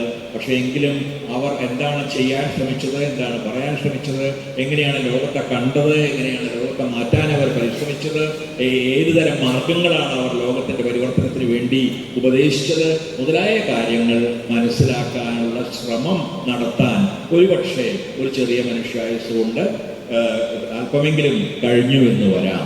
ആ ഒരു പരിശ്രമത്തിൻ്റെ തുടർച്ചയായാണ് ഒരർത്ഥത്തിൽ ഞാൻ എൻ്റെ എഴുത്ത് ജീവിതത്തെയും നമ്മുടെ സാംസ്കാരിക ജീവിതം എന്നൊക്കെ പറയുന്ന ജീവിതത്തെയും മുഴുവനും തന്നെ കാണുന്നത്.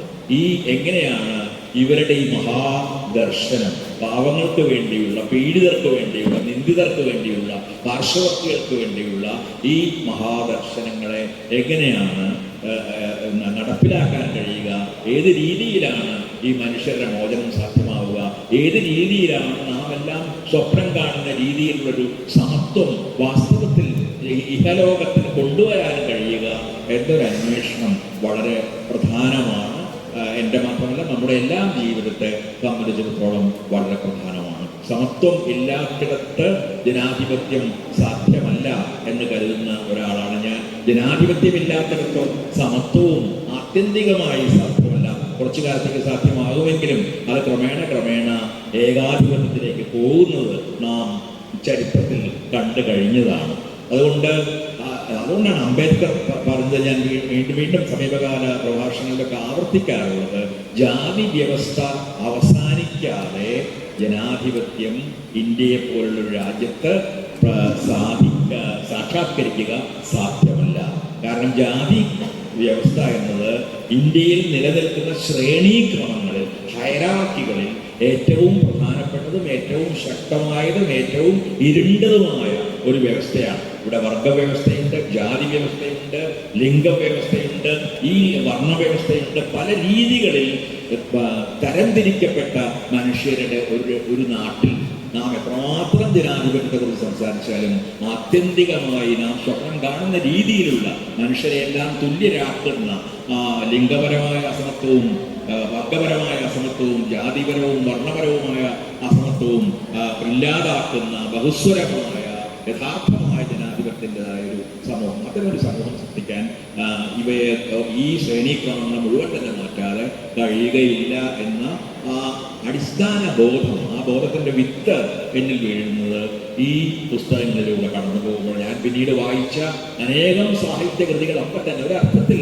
ഈ വിത്തിനെ പരിപോഷിപ്പിക്കുകയും അതിനെ വളർത്തിയെടുക്കാൻ ശ്രമിക്കുകയുമായിരുന്നു. ചിലപ്പോൾ ഞാൻ അത്തരം പുസ്തകങ്ങൾ അന്വേഷിച്ച് കണ്ടെത്തി, ചിലപ്പോൾ അത്തരം പുസ്തകങ്ങൾ എന്നിലേക്ക് വന്നു. മഹാരാജാസ് കോളേജിൽ എത്തുമ്പോഴേക്കും കുറെ കൂടി വലിയ വായനശാലയിലെത്തി ഞാൻ അവിടുത്തെ പബ്ലിക് ലൈബ്രറി ഉപയോഗിക്കാൻ ആരംഭിച്ചു. പിന്നീട് ഉള്ള എൻ്റെ ജീവിതത്തിൽ മുഴുവൻ ഡൽഹിയിൽ പോകുമ്പോൾ അതിലും വലിയ അനേകം വായനശാലകളിലേക്ക് പോകുന്നു. ഒപ്പം തന്നെ പുസ്തകങ്ങൾ കുറേശ്ശൊക്കെ വാങ്ങാൻ അപ്പോഴേക്കും എനിക്ക് കഴിയാൻ ആരംഭിക്കുന്നു. അങ്ങനെ ഈ പുസ്തകങ്ങളിലൂടെയുള്ളൊരു യാത്ര, ആ പുസ്തകങ്ങളിലെ ആശയങ്ങളിലൂടെയുള്ളൊരു യാത്ര, ഈ ആശയങ്ങളാൽ പ്രചോദിതമായ മൂല്യങ്ങളിലേക്കുള്ളൊരു യാത്ര, ആ മൂല്യങ്ങളെ തേടി വാക്കുകളിലൂടെയുള്ളൊരു യാത്ര, ഒരുപക്ഷെ ഈ തരത്തിലുള്ള പലതരത്തിലുള്ള യാത്രകളാണ് എൻ്റെ ബാഹ്യമായ ഭൂമിയിലുള്ള യാത്രകൾക്കൊപ്പം ഞാൻ എന്താണോ എന്താകാൻ എനിക്ക് കഴിഞ്ഞിട്ടുണ്ടോ, ഒന്നും ആകാൻ കഴിഞ്ഞിട്ടില്ല എന്ന് ഞാൻ പറയും. അതെന്തായാലും അങ്ങനെയൊന്ന് ആക്കി തീർത്തത് എന്ന് ഈ ഉത്തരം തന്നെ വളരെ ദീർഘമായി പോയി എന്ന് എനിക്കറിയാം. ഏറ്റവും സംക്ഷിപ്തമായി ഞാൻ പറയാൻ ശ്രമിച്ചതാണ്. ഈ ചോദ്യത്തിന് വളരെ നന്ദി. ബഹുമാന്യനായ സച്ചിദാനന്ദൻ മാഷയുടെ കാവ്യലോകത്തിൻ്റെ കാവ്യസമിതിയുടെ ഒക്കെ ഒരു അടിത്തറയായി പ്രവർത്തിച്ച ഘടകങ്ങളിൽ മുഖ്യ പങ്ക് ഈ ക്രൈസ്റ്റ് കോളേജിൽ തന്നെയാണ് എന്നാണ് അദ്ദേഹത്തിൻ്റെ വായനാ ലോകത്തിലെ ആദ്യഘട്ടത്തെ സംബന്ധിച്ച് പരിചയപ്പെടുത്തിക്കൊണ്ട് പറഞ്ഞതിൽ നിന്ന് നമുക്ക് മനസ്സിലാക്കാനാവുക. ഒപ്പം നമ്മുടെ എല്ലാം മനസ്സിലൊരു പക്ഷേ മാഷോട് ചോദിക്കാൻ ആഗ്രഹിക്കുന്ന മറ്റു ചില ചോദ്യങ്ങൾക്ക് കൂടിയുള്ള മറുപടിയും ഈ ചോദ്യത്തോടെ മറുപടിയുടെ ഭാഗമായി മാഷോട് വിശദീകരിച്ചിട്ടുണ്ട്. എല്ലാ അർത്ഥത്തിലും സച്ചിദാനന്ദൻ മാഷയുടെ കലാലയത്തിലാണ് നമ്മളിവിടെ ഒത്തുകൂടുന്നത്. അതുകൊണ്ടുകൂടിയാവാം എൻ്റെ മനസ്സിലിപ്പോൾ മാഷയുടെ കവിതകളിൽ ഒരു ഇന്ത്യൻ വിദ്യാർത്ഥിയുടെ ആത്മകഥമാണ് പെട്ടെന്ന് മനസ്സിൽ വരുന്നത്. ക്ലാസ് മുറികളിൽ നിന്ന് ഉറക്കം തൂങ്ങുന്നവർ ഭാഗ്യവാന്മാർ, എന്തുകൊണ്ടെന്നാൽ അവർക്ക് അവരുടെ സ്വപ്നങ്ങളെങ്കിലും നഷ്ടമാകുന്നില്ലല്ലോ എന്ന് പതിറ്റാണ്ടുകൾക്ക് മുൻപ് വിദ്യാഭ്യാസ മന്ത്രി പതിറ്റാണ്ടുകൾക്ക് മുൻപ് മാഷ് എഴുതിയിട്ടുണ്ട്. വിശന്ന് പ്രയാസപ്പെടുന്ന കുഞ്ഞുങ്ങളുടെ വിലാപങ്ങളെ മറച്ചുവെക്കാൻ തടിയൻ ഗ്രന്ഥങ്ങൾക്കും ചാർട്ടുകൾക്കും ഗ്രാഫുകൾക്കും ഒന്നും സാധിക്കില്ല എന്ന് അന്നത്തെ സാമൂഹ്യ യാഥാർത്ഥ്യങ്ങളുടെ മുഖത്ത് നോക്കിയാണ് മാഷ് എഴുതുന്നത്. ഇപ്പോൾ വർഷങ്ങളെല്ലാം കഴിഞ്ഞു. ഇപ്പോൾ ഇന്ത്യൻ വിദ്യാഭ്യാസ രംഗം സവിശേഷമായ വെല്ലുവിളികളെ നേരിടുന്നുമുണ്ട്. ചരിത്രം തന്നെ നയിക്കപ്പെടുകയാണ്. ഗാന്ധി ചരിത്രത്തിൻ്റെ പുറത്തേക്കുള്ള വഴിയിലാണ്. ഡാർവിൻ പുറത്തായി കഴിഞ്ഞു. ടാഗോറും വൈകാതെ പുറത്താകും എന്നുറപ്പാണ്. നെഹ്റുവും ഏറെക്കുറെ മഞ്ഞുപോയി. എന്ന് വെച്ചാൽ പതിറ്റാണ്ടുകൾക്ക് മുൻപ് മാഷ് ഇന്ത്യൻ വിദ്യാർത്ഥിയുടെ ആത്മകഥ എഴുതിയ ആ ഘട്ടത്തിലുള്ളതിനേക്കാൾ കുറെ കൂടി പുറകോട്ടാണ് നമ്മുടെ രാജ്യം വിദ്യാഭ്യാസ രംഗവും പോയത് എന്നാണ് നമുക്ക് തോന്നുക. ആ കവിതയുടെ പശ്ചാത്തലത്തിൽ വർത്തമാനകാല ഇന്ത്യൻ വിദ്യാഭ്യാസ ചരിത്രരചനാ രംഗങ്ങളിൽ നടക്കുന്ന മാറ്റങ്ങളെ മാഷ് എങ്ങനെയായിരിക്കും ഇപ്പോൾ വിലയിരുത്തുന്നുണ്ടാവുക? ഞാൻ അല്പം മുമ്പ് നമ്മുടെ കേന്ദ്ര ഭരണകൂടം പുതിയൊരു വിദ്യാഭ്യാസ നയത്തിന് രൂപം നൽകിയപ്പോൾ ദേശാഭിമാനി വാരികയിൽ സാമാന്യം ദീർഘമായ ഒരു ലേഖനം എഴുതിയിരുന്നു ഈ പുത്തൻ വിദ്യാഭ്യാസ നയത്തിൻ്റെ വിപത്തുകളെക്കുറിച്ച്. കാരണം വിദ്യാഭ്യാസത്തിൻ്റെ ആത്യന്തിക ലക്ഷ്യം നമ്മെ അല്പം സയൻസ് പഠിപ്പിക്കുകയോ അല്പം സാങ്കേതിക വിദ്യ പഠിപ്പിക്കുകയോ അല്ലെങ്കിൽ ഏതെങ്കിലും വിജ്ഞാന ശാഖയിൽ നമ്മെ പണ്ഡിതരാക്കുകയോ അല്ല. ആത്യന്തികമായ ലക്ഷ്യം നമ്മെ കൂടുതൽ നല്ല മനുഷ്യരാക്കുക എന്നത് തന്നെയാണ്. അങ്ങനെ മനുഷ്യരാകുന്നതിനുള്ള അനേകം ഉപാധികൾ എന്ന നിലയിലാണ് ഈ വിജ്ഞാനങ്ങളെല്ലാം വിദ്യാഭ്യാസത്തിൽ പ്രവർത്തിക്കേണ്ടത്. എന്നാൽ നിർഭാഗ്യവശാൽ ഈ പുതിയ വിദ്യാഭ്യാസ നയം ഇതിനു മുമ്പുള്ള എല്ലാ കഴിയുന്നത് ഞാൻ പഠിക്കാൻ ശ്രമിക്കും. ബൊട്ടാനി കമ്മീഷൻ മുതൽ ഇങ്ങോട്ടുള്ള കമ്മീഷനുകളുടെ എല്ലാ റിപ്പോർട്ടുകളും പഠിക്കാൻ ശ്രമിക്കുമ്പോൾ ഇത്രയധികം പ്രതിലോമകരമായ ഒരു വിദ്യാഭ്യാസ നയം മുമ്പ് ഇന്ത്യയിൽ ഉണ്ടായിട്ടില്ല എന്ന് പറയാം. അത് പ്രതിലോമകരമാകുന്നത് അത് കോർപ്പറേറ്റുകൾക്ക് ആവശ്യമായ കൃത്യത സൃഷ്ടിക്കാനുള്ള ഒരു വിദ്യാഭ്യാസ പദ്ധതി ആകുന്നത് കൊണ്ടാണ്.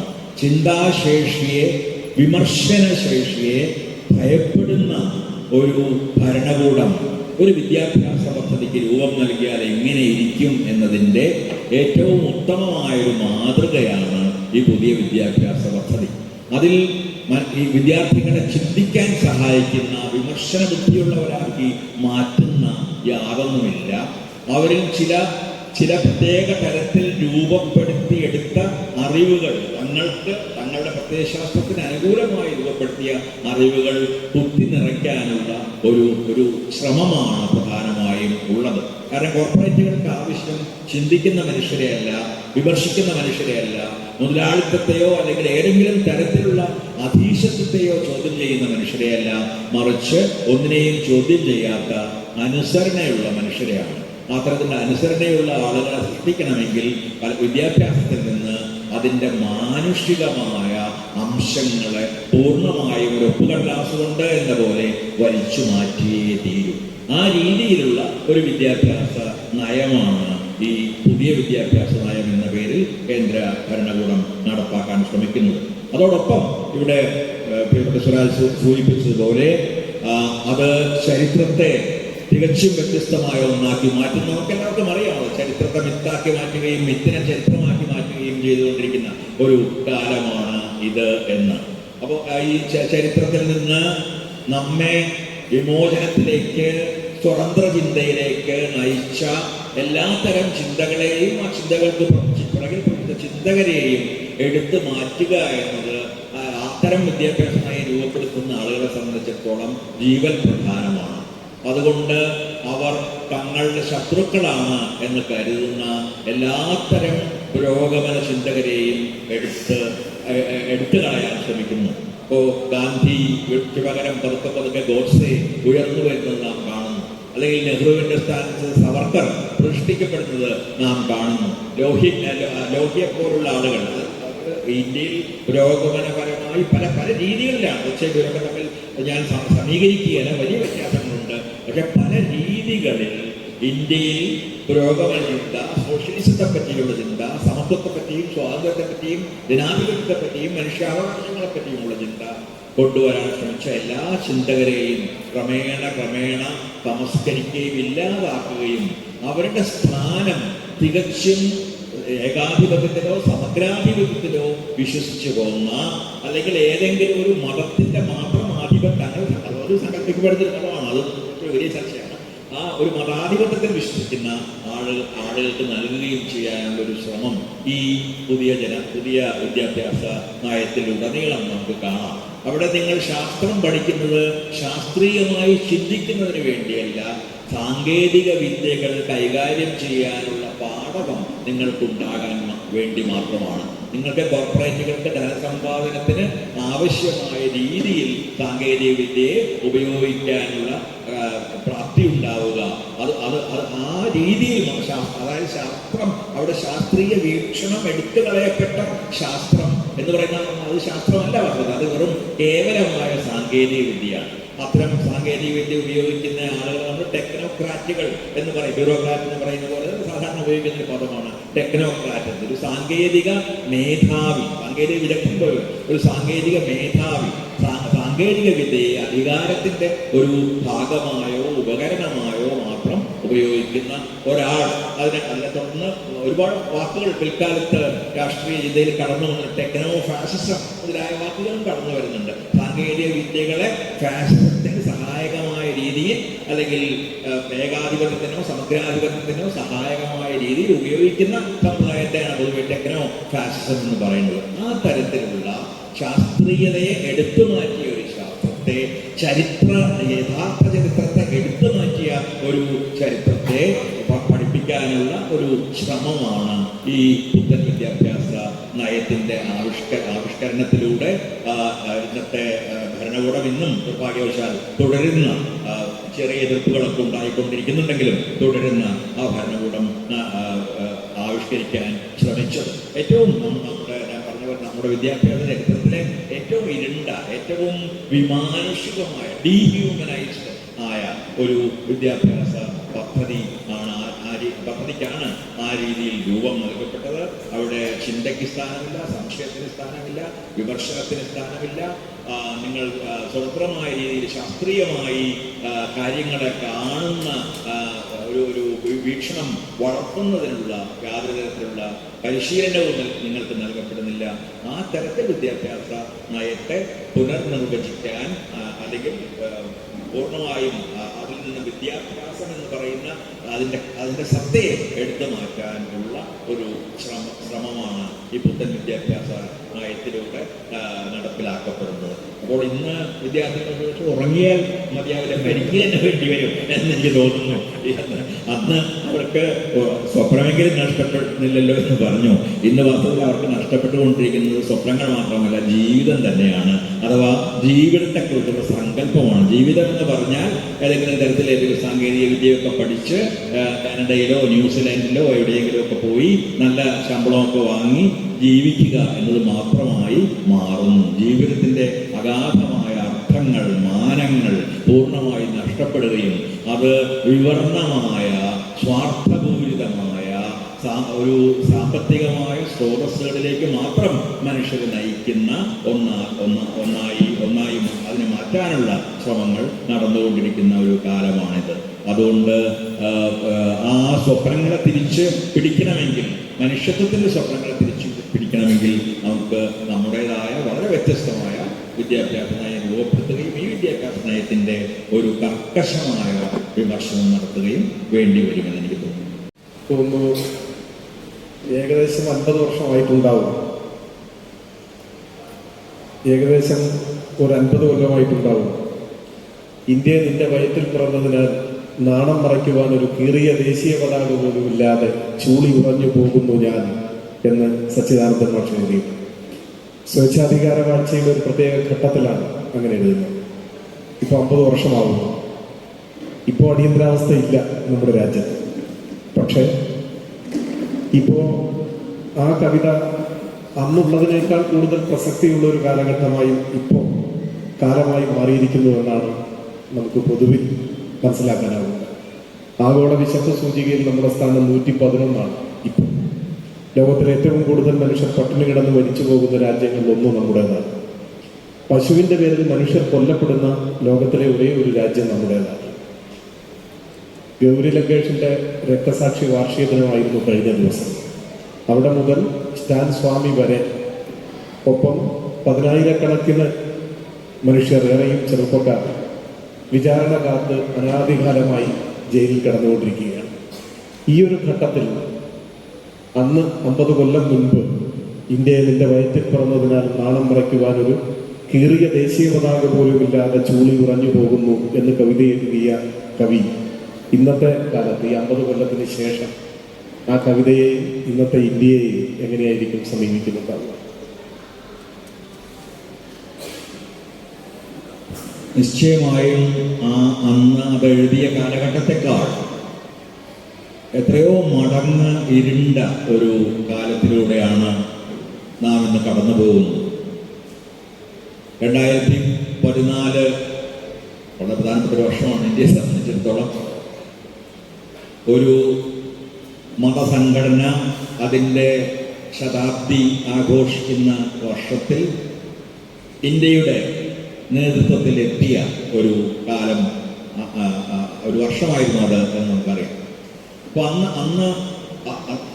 അതിനു മുമ്പുള്ള അനേകം വർഷങ്ങളിലെ ആലോചനയുടെയും പ്രവർത്തനത്തിൻ്റെയും ഒക്കെ ഫലമായിട്ടാണ് ആ ശക്തി അധികാരത്തിൽ എത്തുന്നത്.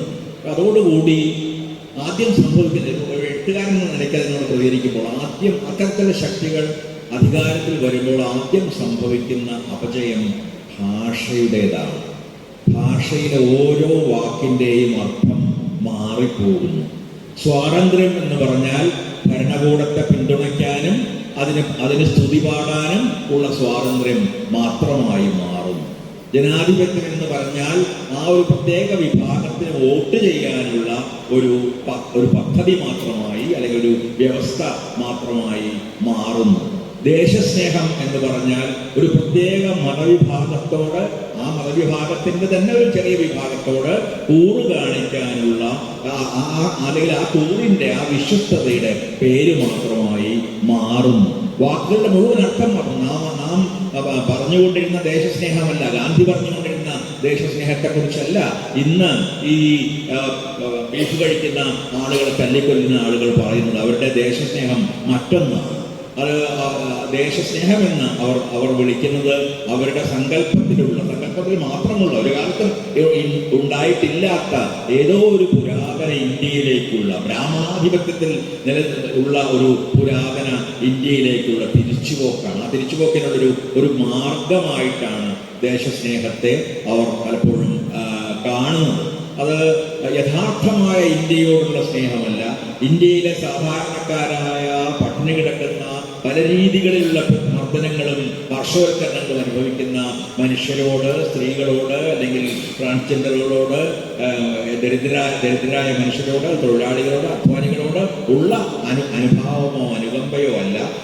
അതാണ് യഥാർത്ഥ ദേശസ്നേഹം എന്ന് ഞാൻ മാത്രമല്ല, ഇതിനു മുമ്പ് ഏറ്റവും ഗംഭീരമായ രീതിയിൽ ഈ ദേശീയ വാർത്ത വിമർശിച്ചിട്ടുള്ള ഒരാളുണ്ട്. അത് സ്വരാജ് നേരത്തെ പറഞ്ഞു. ഈ ഉടനെ പേര് വെക്കാൻ പോകുന്ന മറ്റൊരാൾ ടാഗോർ, രവീന്ദ്രനാഥ ടാഗോറാണ് ആദ്യമായിട്ട് ദേശീയവാദത്തിന്റെ ഏറ്റവും സങ്കീർണവും ആഴമേറിയതുമായ വിമർശനം നടത്തിയിട്ടുള്ള 4 പ്രഭാഷണങ്ങളിലൂടെ ദേശീയവാദം ഉയർന്നു വന്നുകൊണ്ടിരുന്ന ഒരു കാലത്താണെന്ന് ഓർക്കണം. അത് അദ്ദേഹത്തെ വളരെ അൺപോപ്പുലറാക്കി.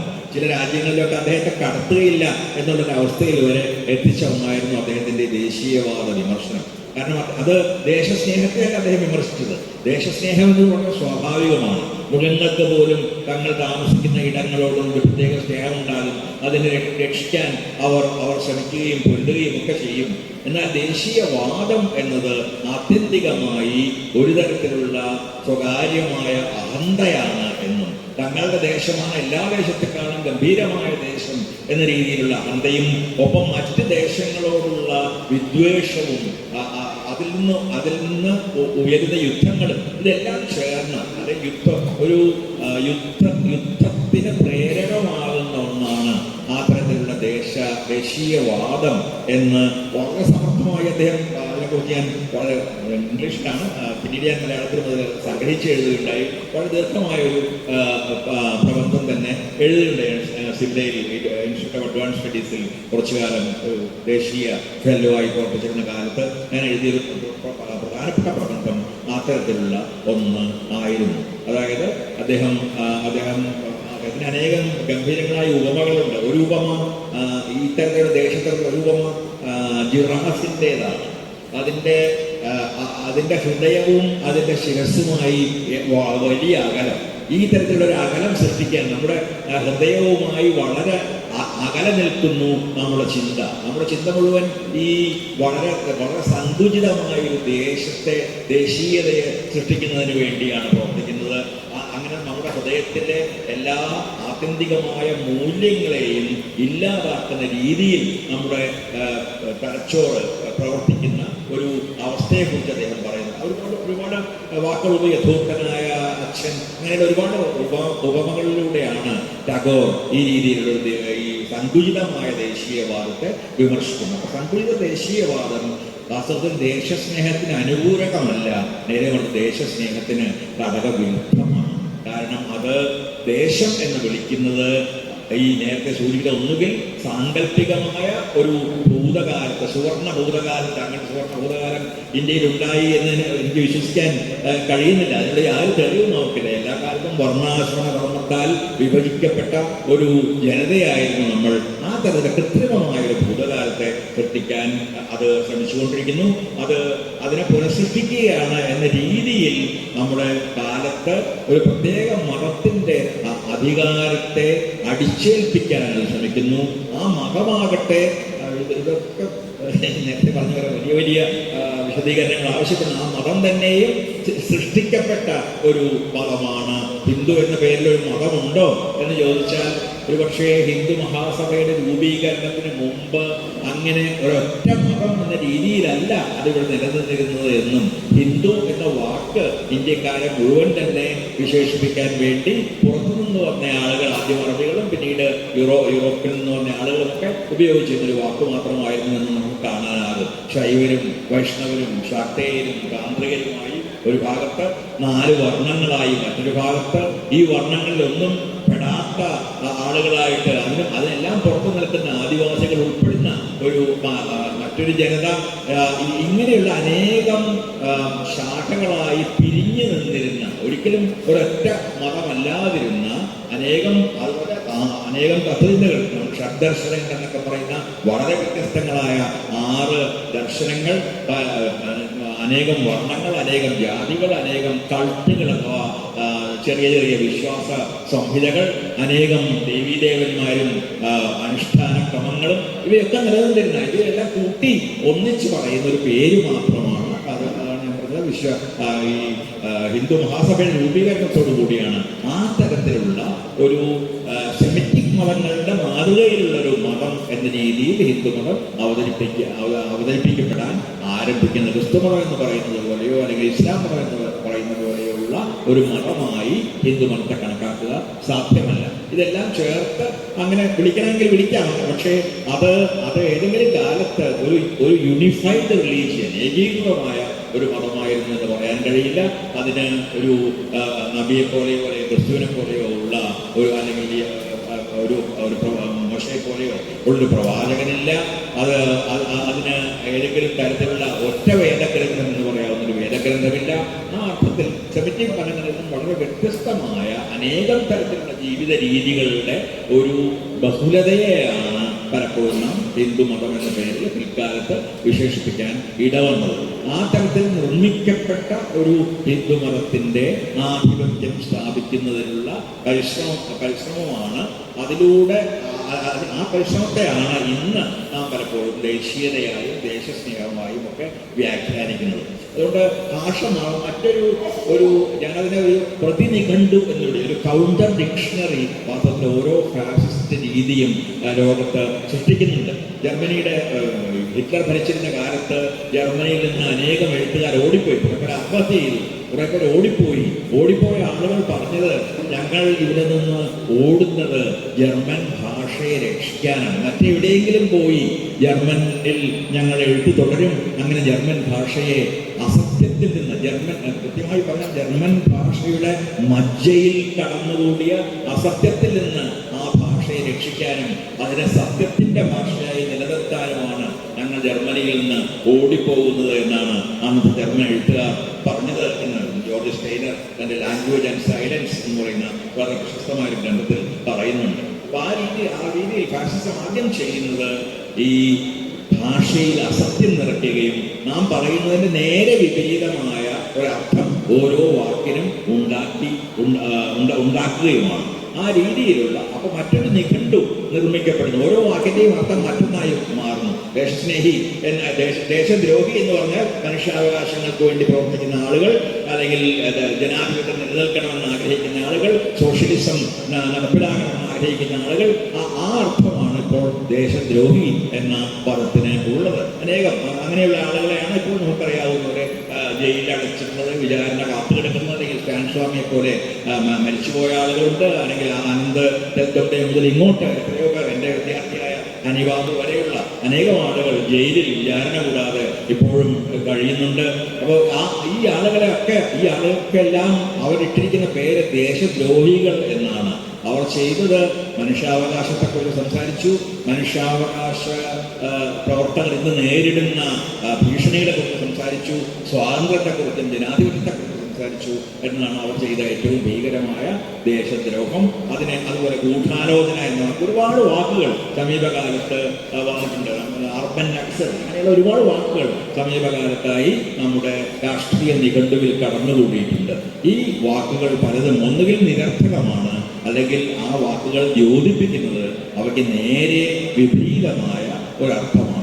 അതുകൊണ്ട് ഈ വിദ്യാഭ്യാസ വ്യവസ്ഥയിൽ നിന്ന് ഗാന്ധിയുടെ തിരസ്കാരം, നെഹ്റുവിൻ്റെ തിരസ്കാരം, ലോഹിയുടെ തിരസ്കാരം, നമ്മുടെ ആദ്യകാലത്തെ ഇവിടെ കമ്മ്യൂണിസം നിർമ്മിക്കാൻ ശ്രമിച്ച മനുഷ്യരുടെ ജീവിതത്തിൻ്റെയും ത്യാഗത്തിൻ്റെയും തിരസ്കാരം, ഇതെല്ലാം തന്നെ ഈ നമ്മുടെ പാഠപുസ്തകങ്ങളുടെ ഭാഗമായി മാറുന്നതും ആ ഗൂഢാലോചനയുടെ ഭാഗമായാണ്. ചരിത്രത്തെ ഒരു ബദൽ ചരിത്രം നിർമ്മിക്കാനുള്ള ശ്രമത്തിൻ്റെ ഭാഗമായിട്ടാണ്. അതുകൊണ്ടാണ് മിത്ത് ചരിത്രമായി മാറുന്നതെന്ന് ഞാൻ പറഞ്ഞത്. അഥവാ ചരിത്രം അതേസമയം മിത്തുകളായി മാറുന്നുവെന്നും ഞാൻ പറഞ്ഞത്. അതുകൊണ്ട് ഇന്നും കവിതയിലെ വാക്കുകൾക്ക് അർത്ഥം നഷ്ടപ്പെട്ടില്ല എന്ന് തന്നെയല്ല, ഒരുപക്ഷെ അത് വളരെ കൂടുതൽ ക്രൂരമായ, കൂടുതൽ ഇരുണ്ട ഒരർത്ഥം സ്വീകരിച്ചു കഴിഞ്ഞിരിക്കുന്നു എന്ന് എനിക്ക് തോന്നുന്നു. നാം ലക്ഷിക്കേണ്ട ഒരു കാലത്തിലൂടെയാണ് ജനത എന്ന നിലയിൽ നാം കടന്നു പോകുന്നത് എന്ന് ഞാൻ നിശ്ചയമായും ഭയപ്പെടുന്നു. ഈ നേരത്തെ പറഞ്ഞ പോലുള്ള സ്ഥിതിവിവര കണക്കുകളിലൂടെ വരുന്ന ഒരു ലജ്ജയുണ്ട്. അതോടൊപ്പം മനുഷ്യർ എന്ന നിലയിൽ നാം അനുഭവിക്കുന്ന ഒരു ആത്മപുച്ഛമുണ്ട്. ആ തരത്തിലുള്ളൊരു ഭീഷണമായ ഘട്ടത്തിലൂടെ നാം കടന്നു പോകുമ്പോൾ നമ്മുടെ ആത്മാഭിമാനം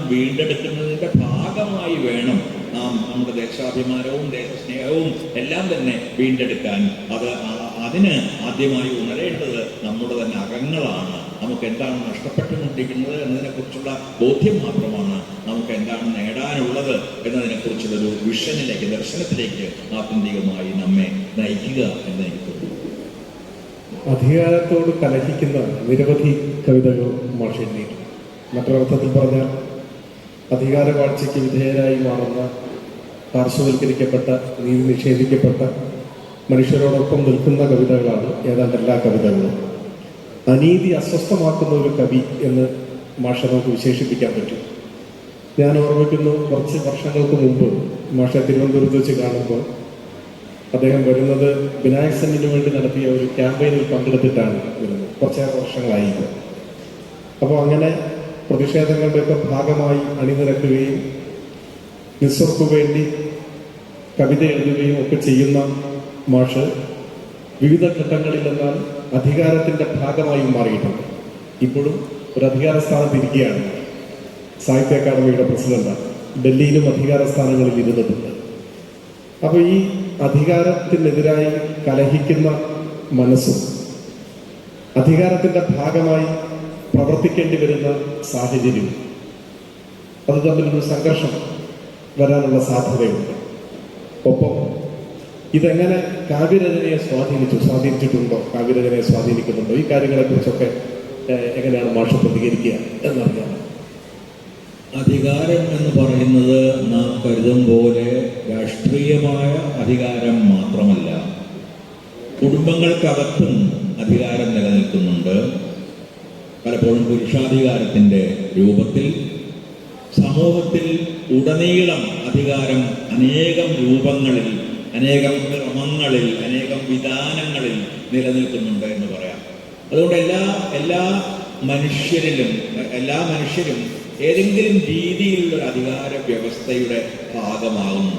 അപ്പോൾ യഥാർത്ഥമായ ചോദ്യം ഈ അധികാരം ഏത് രീതിയിൽ എന്തിനു വേണ്ടി നാം വിനിയോഗിക്കുന്നു എന്നതാണ്. കാരണം അധികാരം തന്നെ ഇല്ലാതാകുന്ന ഒരു കാലം സങ്കല്പിക്കുക പ്രയാസമായതുകൊണ്ട് കാരണം ഈ അധികാരം എന്ന് പറയുന്നത് ഒരു കായികമായ അല്ലെങ്കിൽ ഭൗതികമായ അധികാരം മാത്രമല്ല. ഇപ്പോൾ ഗാന്ധിയുടെ അധികാരം ഉണ്ടായിരുന്നു, അദ്ദേഹം ഒരു അധികാര സ്ഥാനത്ത് ഇരുന്നിട്ടില്ല. പക്ഷേ ഏറ്റവും അധികം ആത്മീയാധികാരം അല്ലെങ്കിൽ ധാർമ്മികാധികാരം ഇന്ത്യൻ ജനതയുടെ മേൽ ചെലുത്തിയ ആളായിരുന്നു അദ്ദേഹം. അദ്ദേഹത്തിന്റെ സത്യാഗ്രഹങ്ങൾ എന്ന് പറഞ്ഞാൽ ചില വേണമെങ്കിൽ ബ്ലാക്ക് മെയിലിംഗ് എന്ന് പറയാം. കാരണം ഗാന്ധി മരിക്കുമെന്ന പേടിയിൽ പല കാര്യങ്ങളും വേണ്ടെന്ന് വെച്ച ബ്രിട്ടീഷുകാർക്ക് പോലും വേണ്ടെന്ന് വെക്കേണ്ടി വന്നു. അപ്പൊ ആ തരത്തിലുള്ള ഒരു അധികാരത്തിന് അങ്ങനെയുള്ള ധാർമ്മികമായ ഒരു വശം കൂടി, ധാർമ്മികമെന്ന് ഞാൻ ഉപയോഗിക്കുന്നതിന് വളരെ വളരെ ഭൗമികമായ അർത്ഥത്തിലാണ്. ആ രീതിയിലൊരു ധാർമ്മികാധികാരമായി അധികാരത്തെ ഉപയോഗിക്കാൻ നിശ്ചയമായും കഴിയുമെന്ന് എനിക്ക് തോന്നുന്നു. രണ്ട് അധികാരത്തോട് നമുക്ക് രണ്ട് സമീപനങ്ങൾ എടുക്കാം. ഒന്ന്, ഞാൻ ഒരിക്കലും ഒരു തരത്തിലുള്ള അധികാര സ്ഥാനങ്ങളും സ്വീകരിക്കുകയില്ല എന്ന സമീപനം. അത് സാധ്യമാണോ എന്ന് എനിക്ക് സത്യം പറഞ്ഞാൽ അറിഞ്ഞുകൂടാ. ഒന്നുകിൽ കുടുംബത്തിലെ അധികാരമാകാം. ഒരു അധ്യാപകൻ പോലും ക്ലാസ്സിൽ ഒരു അധികാരി തന്നെയാണ്. അതിന് ഈ സ്ഥാനങ്ങളൊക്കെ ഏറ്റെടുക്കുന്നത് ഞാൻ ഒരു അധ്യാപകനായിരുന്നു. ഒരു അധ്യാപകനും അധികാരമുണ്ട്. അധികാരം കുട്ടികളെ ഗെറ്റ് ഔട്ട് പറയാനുള്ള അധികാരം മാത്രമല്ല ഞാൻ പറയുന്നത്. ഒരു പ്രത്യേക രീതിയിൽ ആ അധ്യാപകൻ വിദ്യാർത്ഥിനികളെ തൻ്റെ ആശയങ്ങൾ കൊണ്ട് സ്വാധീനിക്കുന്നുണ്ട്. തൻ്റെ ഒരു ധൈഷണികാധികാരം എന്ന് വേണമെങ്കിൽ അതിനെ വിളിക്കാം. ആത്മീയാധികാരമുണ്ട്, ധൈഷണികാധികാരമുണ്ട്, ഭൗതികാധികാരമുണ്ട്. ഞാനിപ്പോൾ ഉണ്ടാക്കിയ തിയറിയാണ്, എങ്കിലും പറഞ്ഞു വന്നപ്പോ പുതിയ സിദ്ധാന്തമാണ്. വാസ്തവത്തിൽ ഈ രീതിയിലെല്ലാം അധികാരം പ്രവർത്തിക്കുന്നുണ്ട്. അപ്പൊ അധ്യാപകൻ പലപ്പോഴും ഒരു ധൈഷണിക അധികാരിയാണ്. ബുദ്ധി ഞാൻ പറയുന്നതാണ് ശരി, എൻ്റേതാണ് ആത്യന്തികമായ ഉത്തരമെന്ന് വിശ്വസിക്കാൻ അയാൾ സ്വയം വിശ്വസിക്കുകയോ വിശ്വസിച്ചില്ലെങ്കിൽ കുട്ടികളെ കൊണ്ട് വിശ്വസിപ്പിക്കുകയെങ്കിലുമോ ചെയ്യുന്ന ആളാണ് പലപ്പോഴും അധ്യാപകൻ പോലും. നമ്മൾ അധികാരമുക്തമായ പ്രവർത്തിക്കുന്നതിന് വിശേഷിപ്പിക്കുമെങ്കിലും അതിലും അധികാരം പ്രവർത്തിക്കുന്നുണ്ട്. അപ്പൊ അധികാരത്തോട് വേണമെങ്കിൽ നമുക്ക് പ്രത്യക്ഷത്തിൽ നോ പറയാം, ഇല്ല ഞാൻ ഒരു അധികാരസ്ഥാനത്ത് ഇരിക്കുകയില്ല എന്ന്. പക്ഷെ അതിനേക്കാൾ ഗുണാത്മകമായി പോസിറ്റീവായി ഞാൻ കാണുന്നത് അധികാരത്തെ സ്വീകരിക്കുകയും അതിനെ എങ്ങനെയാണ് അവിടെ നമുക്ക് വളരെ കൃത്യമായ ഒരു വ്യവച്ഛേദം പുറത്തുണ്ട്. അധികാരവും ദുരധികാരവും തമ്മിലുള്ള ഒരു വ്യവച്ഛേദം നമുക്ക് പുറത്തേണ്ടതുണ്ട് എന്ന് ഞാൻ വിശ്വസിക്കുന്നു. അപ്പോൾ അധികാരത്തെ നല്ല കാര്യങ്ങൾ ചെയ്യുന്നതിന് വേണ്ടിയുള്ള ഒരു അവസരമായി ഉപയോഗിക്കാം, അല്ലെങ്കിൽ അതിൻ്റെ ദുരധികാരമായി സ്വന്തം ആധിപത്യം സ്ഥാപിക്കുന്നതിനോ ധാരാളം പണം സമ്പാദിക്കുന്നതിനോ സ്വാർത്ഥലക്ഷ്യങ്ങൾ നേടുന്നതിനോ ഒക്കെയുള്ള ഒരു ഉപകരണമായി ഉപയോഗിക്കാം. അവിടെ എങ്ങനെ അധികാരം വിനിയോഗിക്കുന്നു എന്നിടത്താണ് ഒരാളുടെ എത്തിക്സ് അല്ലെങ്കിൽ അയാളുടെ മൂല്യ സംഹിത യഥാർത്ഥത്തിൽ പ്രവർത്തിക്കുന്നത്. അതുകൊണ്ട് അത് അധികാരങ്ങളോട് ഞാൻ നോ പറഞ്ഞിട്ടില്ല. ഇപ്പോൾ കേന്ദ്ര സാഹിത്യ അക്കാദമിയുടെ സെക്രട്ടറി ആയിരുന്നു. പക്ഷെ അവിടെ ഇന്ത്യയിലെ ഏത് എഴുത്തുകാരനോടും എൻ്റെ തലമുറയിലോ അല്ലെങ്കിൽ തൊട്ട് മുമ്പുള്ളതോ തൊട്ട് പിന്നിലുള്ള തലമുറയിലോ ആയ ഏത് എഴുത്തുകാരോടും ചോദിച്ചാൽ ഞാൻ എന്താണ് അവിടെ ചെയ്തത് എന്ന് വളരെ വേഗം പറഞ്ഞു തരും. കാരണം ഞാൻ അതിനെക്കുറിച്ച് ഞാൻ വിശദീകരിക്കുന്നില്ല, അത് ഒരു അനാവശ്യമായ ആത്മപ്രശംസയുമാകും. അതൊന്നുമല്ല ഞാൻ പറയാൻ ശ്രമിക്കുന്നത്. അവിടെ ഞാൻ ചെന്ന് കയറുമ്പോൾ അത് ഒന്നാമത് വളരെ വൃദ്ധരായ ആളുകളുടെ ക്ലബായിരുന്നു.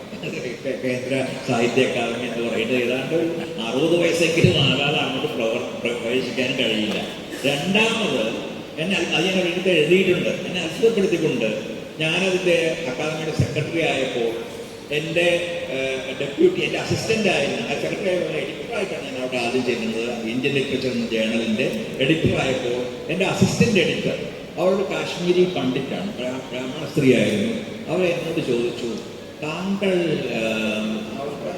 നമ്മുടെ നാട്ടിൽ നേരിട്ട് ജാതി ചോദിക്കാൻ ഒരു ലജ്ജയെങ്കിലും ഉണ്ടാവും. ജാതിയൊക്കെ നിലനിൽക്കുന്നുണ്ട്, നന്നായിട്ട് നിലനിൽക്കുന്നുണ്ട്, പക്ഷേ ഒരു ലജ്ജയുണ്ടാവും. അവിടെ അത്ര ലജ്ജയൊന്നുമില്ല. അപ്പോൾ താങ്കൾ ഏത് വിഭാഗത്തിൽ, ഏത് വർണ്ണ വിഭാഗത്തിൽപ്പെട്ട ആളാണെന്ന് ചോദിച്ചു. ഞാൻ പറഞ്ഞു ഞാൻ ശൂദ്രനാണ്. അർത്ഥത്തിൽ ഞാൻ ശൂദ്രനാണ്, ഞാനൊരു ശൂദ്രനാണെന്ന് പറഞ്ഞു. ആദ്യം അവർ ഭീകരമായി ഞെട്ടുകയും പിന്നീട് അവർ പറയുന്നത് ആദ്യമായിട്ടാണ് ഒരു ശൂദ്രൻ ഇന്ത്യൻ ലിറ്ററേച്ചറിന്റെ പത്രാധിപരാകുന്നത്. അപ്പൊ ഞാൻ അക്കാദമിയുടെ ചരിത്രം പതുക്കെ പഠിക്കാൻ തുടങ്ങി. കാരണം നമ്മൾ കേരളത്തിൽ വെച്ച് ഇതിനെക്കുറിച്ച് അത്രയധികം ആലോചന. കാരണം ഇവിടുത്തെ പാവപ്പെടുന്ന നമ്പൂരിമാരൊക്കെ ഉണ്ടെങ്കിൽ നമ്മൾ ഈ ബ്രാഹ്മണാധിപത്യം എന്നൊക്കെ പറയുന്നത് നമ്മൾ അങ്ങനെ അനുഭവിക്കുന്നില്ല. ഒരു കാലത്തുണ്ടായിരുന്നു. ജന്മിയാധികാരവും ബ്രാഹ്മണാധികാരവും ഒക്കെ ഒന്നായിരുന്ന ഒരു കാലം ഉണ്ടായിരുന്നു. മാപ്പിള എന്നറിയപ്പെടുന്ന മലബാർ കലാപവും മറ്റും ഉണ്ടാകുന്നത് ആ കാലത്താണ്. അത് മാപ്പിള എന്ന് അത് പിന്നീട് വിളിക്കപ്പെട്ടെങ്കിലും നമുക്കറിയാവുന്ന പോലെ അത് കാർഷിക കലാപമായിരുന്നു. അത് പലപ്പോഴും അന്ന് ജന്മിമാർ നമ്പൂതിരിമാർ കൂടി ആയതുകൊണ്ട് നമ്പൂതിരിമാർക്കെതിരായ ഒരു കലാപം കൂടി ആയി എന്നും മറ്റും ചരിത്രം കുറച്ചുകൂടി നിഷ്പക്ഷമായി പഠിച്ചാൽ നമുക്ക് ബോധ്യമാകും. പക്ഷെ അതിനുശേഷം ഞാൻ ആലോചിച്ചു, സാഹിത്യ അക്കാദമിയുടെ പ്രസിഡന്റുമാർ, കേന്ദ്ര സാഹിത്യ അക്കാദമിയുടെ സെക്രട്ടറിമാർ ഓരോരുത്തരായി എടുത്ത് നോക്കുമ്പോൾ കർമ്മമാരും ഈ പല ചതുർവേദികളും പല രീതികളിലുള്ള ബ്രാഹ്മണർ മാത്രം. പറഞ്ഞാൽ വിശ്വസിക്കാൻ പ്രയാസമാണ്. ഒരിക്കൽ മാത്രം നമ്മുടെ ഫക്രുദ്ദീൻ അലി അഹമ്മദ് ഒരിക്കൽ പ്രസിഡന്റായിട്ട്, അത് ആ സ്ഥാനം കൊണ്ട് പ്രസിഡന്റായത്, ആ ഒരാൾ ഒരു മുസ്ലിമായ ഒരാൾ വന്നത് ഒഴിച്ചാൽ ഒരിക്കൽ പോലും എനിക്ക് തൊട്ടുമുണ്ടായിരുന്ന സെക്രട്ടറിയുടെ പേര് ഇന്ദ്രനാഥ് ചൗധരി എന്നായിരുന്നു. അതിനു മുമ്പ് പിന്നോട്ട് ഞാൻ മുഴുവൻ ചരിത്രം നോക്കി, ആദ്യം മുതൽ ഇങ്ങോട്ട് അതിൻ്റെ എല്ലാ സെക്രട്ടറിമാരും ബ്രാഹ്മണരായിരുന്നു. അതിൻ്റെ എല്ലാ പ്രസിഡന്റുമാരും സി രാധാകൃഷ്ണൻ ഉൾപ്പെടെ, അതിൻ്റെ രാധാകൃഷ്ണൻ ഉൾപ്പെടെ അതിൻ്റെ എല്ലാ പ്രസിഡന്റുമാരും ബ്രാഹ്മണരായിരുന്നു. ഇത് എന്നെ വല്ലാതെ ഞെട്ടിക്കുന്നൊരു സംഗതിയായിരുന്നു. പിന്നീട് ഞാൻ സെക്രട്ടറി കൂടി ആയപ്പോൾ കാര്യങ്ങൾ കൂടുതൽ കുഴഞ്ഞു. ആദ്യത്തെ നോൺ ബ്രാഹ്മിൻ സെക്രട്ടറിയാണ് സാഹിത്യ അക്കാദമിയുടെ. അതുകൊണ്ട് അപ്പോൾ അത്തരത്തിലൊരാൾക്ക് പക്ഷേ മറ്റൊരു തരത്തിൽ പ്രവർത്തിക്കാൻ കഴിയും. അത് പ്രവർത്തിക്കാൻ കഴിയുന്നത് അത് എഴുത്തുകാർക്കിടയിൽ വലിയൊരു സാഹോദര്യം അഥവാ മൈത്രി, ബുദ്ധഭാഷയിൽ പറഞ്ഞാൽ മൈത്രി വളർത്തിയെടുക്കുകയും അവരുടെ പിന്തുണയോടുകൂടി ഈ ബ്രാഹ്മണാധികാരത്തിൽ നിന്നും പുരുഷാധികാരത്തിൽ നിന്നും അക്കാദമിയെ മോചിപ്പിക്കുകയും ചെയ്യുക എന്നതാണ്. ഇത് വലിയ വാക്കായിരിക്കാം മോചിപ്പിക്കുക എന്നത്. പക്ഷെ വാസ്തവത്തിൽ ഞാൻ നിരന്തരമായി ചെയ്യാൻ ശ്രമിച്ചുകൊണ്ടിരുന്നത് 3 തവണ ഇന്ത്യയിലെ സ്ത്രീകളായ എഴുത്തുകാരികളുടെ ഇന്ത്യൻ സമ്മേളനങ്ങൾ നടത്തി. 2 തവണ ആദിവാസി എഴുത്തുകാരുടെ അഖിലേന്ത്യാ സമ്മേളനങ്ങൾ നടത്തി. ദളിത് എഴുത്തുകാർക്ക് വേണ്ടി പ്രത്യേകമായൊരു പ്ലാറ്റ്ഫോം ആദ്യമായി സാഹിത്യ അക്കാദമിയിൽ ആരംഭിച്ചു. ദളിത് എഴുത്തുകാർ, യങ് റൈറ്റേഴ്സ്, യുവ എഴുത്ത്, അതിനൊക്കെ ഞാൻ എൻ്റെതായ ഭാവനയിൽ നിന്ന് ഉണ്ടാക്കിയ ഒരുപാട് ഹിന്ദി വാക്കുകൾ ഉപയോഗിച്ചുള്ള പേരുകളുണ്ട് ഓരോ പ്ലാറ്റ്ഫോമിനും. അത് ഓരോ മാസത്തിലും എന്ന പോലെയെങ്കിലും ഒരു പരിപാടിയെങ്കിലും ഇതിൻ്റെയൊക്കെ ഉണ്ടാകുമായിരുന്നു. സ്ത്രീ എഴുത്തുകാരികളുടെ പരിപാടികൾ, ദളിത് എഴുത്തുകാരുടെ പരിപാടികൾ, ആദിവാസികളായ, ഞാൻ നേരത്തെ ഛത്തീസ്ഗഡ് വെച്ചാണ് നടന്നത് ആദ്യത്തെ ആദിവാസി സാഹിത്യ സമ്മേളനം. ഇങ്ങനെയുള്ള അതുവരെ പൂർണ്ണമായും സാഹിത്യക്കാരുടെ പ്രവർത്തനത്തിൽ നിന്ന് ഒഴിച്ചു നിർത്തപ്പെട്ടിരുന്ന ആളുകളെ അക്കാദമിയിലേക്ക് കൊണ്ടുവരാനും അക്കാദമിയുടെ സാഹിത്യ ഭൂപടത്തിൻ്റെയും ഭാഗമാക്കി മാറ്റാനുമുള്ള ശ്രമങ്ങളാണ് ആ കാലത്ത് മുഴുവൻ ഞാൻ നടത്തിയത്. അത് അവർ എതിർപ്പ് നേരിട്ടില്ലേ എന്ന് നിങ്ങൾക്ക് ചോദിക്കാം. പക്ഷെ ഭാഗ്യവശാൽ ഈ ബ്രാഹ്മണർ അധികാരത്തിലിരിക്കുന്നുവെങ്കിലും സാഹിത്യ ലോകത്തിൽ ആ തരത്തിലുള്ളൊരു ബ്രാഹ്മണാധികാരം നിലനിന്നിരുന്നില്ല എന്നാണ് ഇപ്പം പറയേണ്ടി വരിക. കാരണം അത് തിരിച്ചു വരാനുള്ള ശ്രമം ഇപ്പം നടത്തിക്കൊണ്ടിരിക്കുന്നുണ്ട്. ആ തരത്തിലുള്ള ചില എഴുത്തുകാരെയൊക്കെ പിടിച്ചെടുക്കാനും ആ തരത്തിലുള്ള പുതിയ സാഹിത്യ സംഘടനകൾ രൂപീകരിക്കാനും ഒക്കെയുള്ള ശ്രമങ്ങൾ നടന്നു വരുന്നുണ്ട്. പക്ഷെ അന്ന് എഴുത്തുകാരുടെ വലിയ പിന്തുണ ലഭിച്ചതുകൊണ്ട് ആർക്കും എതിർക്കാൻ കഴിയാത്ത രീതിയിൽ ഈ പ്രവർത്തനങ്ങൾ നിരന്തരമായിട്ട് നടത്താൻ ആ കാലത്ത് എനിക്ക് കഴിഞ്ഞു. അതുകൊണ്ട് ഞാൻ ഒരു തരത്തിലും പശ്ചാത്തപിക്കുന്നില്ല. ആ ഒരു അധികാരമാണെങ്കിൽ ആ അധികാരം സ്വീകരിച്ച് ഞാൻ അവിടെ ചെല്ലാതിരുന്നെങ്കിൽ എന്ന് ആലോചിച്ചാൽ അതിൻ്റെ അർത്ഥം മനസ്സിലാവും. ഞാൻ അവിടെ ഇല്ലായിരുന്നെങ്കിൽ വീണ്ടും ഒരു ബ്രാഹ്മണ സെക്രട്ടറി വരികയും ഈ പഴയ കാര്യങ്ങളൊക്കെ തുറന്നു പോവുകയും 70 വയസ്സിൽ താഴെയുള്ള ഒരാൾക്ക് അങ്ങോട്ട് കടക്കാൻ കഴിയാതിരിക്കുകയും സ്ത്രീകൾക്ക് അതിൻ്റെ പടിവാതിലുകൾ മിക്കവാറും കൊട്ടിയടയ്ക്കപ്പെടുകയും ദളിതർക്ക് അതിൻ്റെ പടിവാതിലിൻ്റെ പുറത്തു പോലും നിൽക്കാൻ കഴിയാതിരിക്കുകയും ചെയ്യുന്ന ഒരവസ്ഥ ഉണ്ടാകുമായിരുന്നു. അപ്പോൾ അങ്ങനെ അപ്പോൾ എന്തിനു വേണ്ടി അധികാരത്തെ ഉപയോഗിക്കുന്നു എന്നത് വളരെ പ്രധാനമായ ഒരു കാര്യമാണ്. അതുകൊണ്ടാണ് അധികാരം ദുരധികാരം എന്ന ഒരു വിച്ഛേദം നമുക്കുണ്ടാകണം. അതുപോലെ ഈ അധികാരത്തിൻ്റെ ലിംഗാധികാരം, വർണ്ണാധികാരം, അല്ലെങ്കിൽ നേരത്തെ പറഞ്ഞ ശൈക്ഷണികാധികാരം, ആത്മീയാധികാരം, ഭൗതികാധികാരം, ഈ തരത്തിൽ അധികാരത്തെ വിച്ഛേദിച്ച് കാണാൻ നമുക്ക് കഴിയുകയാണെങ്കിൽ ഒരുപക്ഷേ നമുക്ക് അധികാര വ്യവസ്ഥയെ തന്നെ ചോദ്യം ചെയ്യുന്ന ഒന്നായി അഥവാ ഒരു കൗണ്ടർ പവർ എന്ന് വേണമെങ്കിൽ വിളിക്കാം, ഒരു ബദൽ അധികാരമായി അതിനെ മാറ്റാനും ഉപയോഗിക്കാനും കഴിഞ്ഞേക്കും. അതിനുള്ള ശ്രമങ്ങളാണ് നടത്താൻ കഴിയുക. അതിനുള്ള ശ്രമങ്ങളാണ് ഈ സാഹിത്യകാലത്തേക്ക് അത്ര വലിയ ഒരു പ്രവർത്തന മേഖലയിൽ അത്രയധികം കാര്യങ്ങൾ ചെയ്യാനില്ല. എങ്കിലും ഞങ്ങൾ ആദ്യം ചെയ്ത ചില കാര്യങ്ങൾ അതൊക്കെയായിരുന്നു. ഞാൻ വന്ന ശേഷം അത് രാവിലെ വിജയരാജമന്ത്രി പറഞ്ഞു, ആദ്യമായിട്ട് ഒരു ട്രാൻസ്ജെൻഡർ അല്ലെങ്കിൽ LGBTQAI എന്നാണ് പറയുക, ആ സമൂഹത്തിൻ്റെ ഒരു സാഹിത്യ സമ്മേളനം ആദ്യമായിട്ട് കേരള സാഹിത്യകാലത്തിൽ നടക്കുന്നത്. അതിനുശേഷമാണ് അവരുടെ കവിതകളുടെ സമാഹാരം ഇപ്പോൾ പ്രസിദ്ധീകരിച്ചു. അവർ നിരന്തരമായി അവരുടെ മറ്റ് കൃതികൾ പ്രസിദ്ധീകരിക്കാൻ പോകുന്നു. ആദിവാസി സാഹിത്യത്തിൻ്റെ ഒരു പരമ്പര ഞങ്ങൾ ആരംഭിച്ചിരിക്കുന്നു. ആദിവാസി നിഘണ്ടുക്കൾ ഉണ്ടാക്കാനുള്ള ശ്രമങ്ങൾ ആരംഭിക്കുന്നു. അപ്പോൾ എവിടെ പോയാലും നാം കാര്യങ്ങളെ താഴെ നിന്ന് കാണുകയാണ്. നമ്മൾ സബോൾട്ടേൺ ഗാക്ഷിയുടെ വാക്കാണ് നമുക്കറിയാം. കീഴാളരുടെ ഭാഗത്ത് നിന്ന് സ്ഥാപനങ്ങളെയും വ്യവസ്ഥകളെയും കാണുകയാണെങ്കിൽ നമുക്കൊരു പക്ഷെ അവിടെ നാം പ്രതീക്ഷിക്കുന്ന രീതിയിലുള്ള ചില മാറ്റങ്ങൾക്ക് തുടക്കം കുറിക്കാനെങ്കിലും കഴിയും. അത് തുടരാൻ കഴിയുകയില്ല, നിങ്ങൾക്ക് പോകേണ്ടി വരും, വേറെ സ്ഥാനത്ത് വന്നേക്കും. എങ്കിലും തുടക്കം കുറിച്ചാൽ അവിടെ നിന്ന് പിന്നോട്ട് പോവുക കുറേയൊക്കെ പ്രയാസമായിരിക്കും. എനിക്ക് ശേഷം വീണ്ടും ഒരു ബ്രാഹ്മണൻ സെക്രട്ടറി ആയി വന്നു. എങ്കിലും ഞാൻ തുടങ്ങിയ കാര്യങ്ങൾ പൂർണ്ണമായും നിർത്തിക്കളയാൻ അയാൾക്ക് പോലും കഴിയാത്ത വിധത്തിൽ അവ പ്രചാരം നേടിയിരുന്നു, എഴുത്തുകാർക്കിടയിൽ അംഗീകാരം നേടിക്കഴിഞ്ഞിരുന്നു. അതുകൊണ്ട് അവ കുറേയെങ്കിലും ഇപ്പോൾ തുടർന്ന് പോരുന്നുണ്ട് എന്ന് ഞാൻ. അടുത്തൊരു ചോദ്യം നമ്മുടെ ഉന്നത വിദ്യാഭ്യാസ വകുപ്പ് മന്ത്രി ബിന്ദു ടീച്ചർ ചോദിക്കുന്നു എന്ന് ഞാൻ പ്രതീക്ഷിക്കുന്നു. മാഷിൻ്റെ കാവ്യജീവിതത്തെ ആയാലും മറ്റ് സാംസ്കാരിക പ്രവർത്തനങ്ങളെ ആയാലും ഏതെങ്കിലും ഒരു കള്ളിയിൽ ഒതുക്കാൻ കഴിയില്ല എന്നാണ് എനിക്ക് തോന്നുന്നത്. ഇത്ര വിപുലമായിട്ടുള്ള അനുഭവ സഞ്ചയം കൈമുതലായിട്ടുള്ള ഒരു സാംസ്കാരിക വ്യക്തിത്വം മറ്റൊരാൾ ഇല്ല എന്ന് നിസ്സംശയം പറയാൻ സാധിക്കും. പുതിയ എഴുത്തുകാരോട് മാഷക്ക് എന്താണ് പറയാനുള്ളത്? പിന്നാലെ വരുന്ന ഒരു തലമുറയോട്? ഒരുപക്ഷെ ഞങ്ങളുടെ ചെറുപ്പകാലത്ത് ഇവിടെ പലരും സൂചിപ്പിച്ചു ഏറ്റവും അധികം പ്രചോദിപ്പിച്ച വ്യക്തിത്വമായിരുന്നു മാഷ്. സാഹിത്യത്തിൻ്റെ കാര്യത്തിലായാലും സാമൂഹ്യ രാഷ്ട്രീയ ധാരണകളുടെ കാര്യത്തിലായാലും ഞങ്ങൾക്കെല്ലാം വലിയ പ്രചോദനത്തിൻ്റെ സൂര്യ തേജസ്സായിട്ട് തന്നെയാണ് സച്ചിദാനന്ദ മാഷ് ഈ ഇരിങ്ങാലക്കുടയിലും കേരളത്തിലും പിന്നീട് രാജ്യമെമ്പാടും ഉണ്ടായിട്ടുള്ളത്. തീർച്ചയായും അങ്ങനെ ചില കേന്ദ്രങ്ങൾ ഇന്നത്തെ സാമൂഹ്യ ജീവിതത്തിൽ ഞങ്ങളുടെ പിന്നാലെ വരുന്ന തലമുറയ്ക്കുണ്ടോ എന്നുള്ള വിഫലത എന്നെ സംബന്ധിച്ചിടത്തോളം ഉണ്ടാവാറുണ്ട്. പിന്നാലെ വരുന്ന നമ്മുടെ കുട്ടികളോട് എന്താണ് മാഷക്ക് പറയാനുള്ളത്, യുവാക്കളായ എഴുത്തുകാരോട്? ചോദ്യത്തിൽ രണ്ട് കുഴപ്പങ്ങൾ ഞാൻ കാണുന്നു. ഒന്ന്, ഞാൻ യുവാവായ എഴുത്തുകാരനല്ല എന്ന് പറയാനുള്ള ഒരു ശ്രമം അതിലുണ്ട്. അതിനോട് ഞാൻ പൂർണ്ണമായിട്ടും വിയോജിക്കുന്നു. അതുകൊണ്ട് തന്നെ രണ്ടാമത്തത്, അതുകൊണ്ട് തന്നെ യുവാക്കളെ ഉപദേശിക്കാനുള്ള ഏതെങ്കിലും രീതിയിലുള്ള ഒരു അധികാരം എനിക്കുണ്ട് എന്ന് ഞാൻ കരുതുന്നില്ല.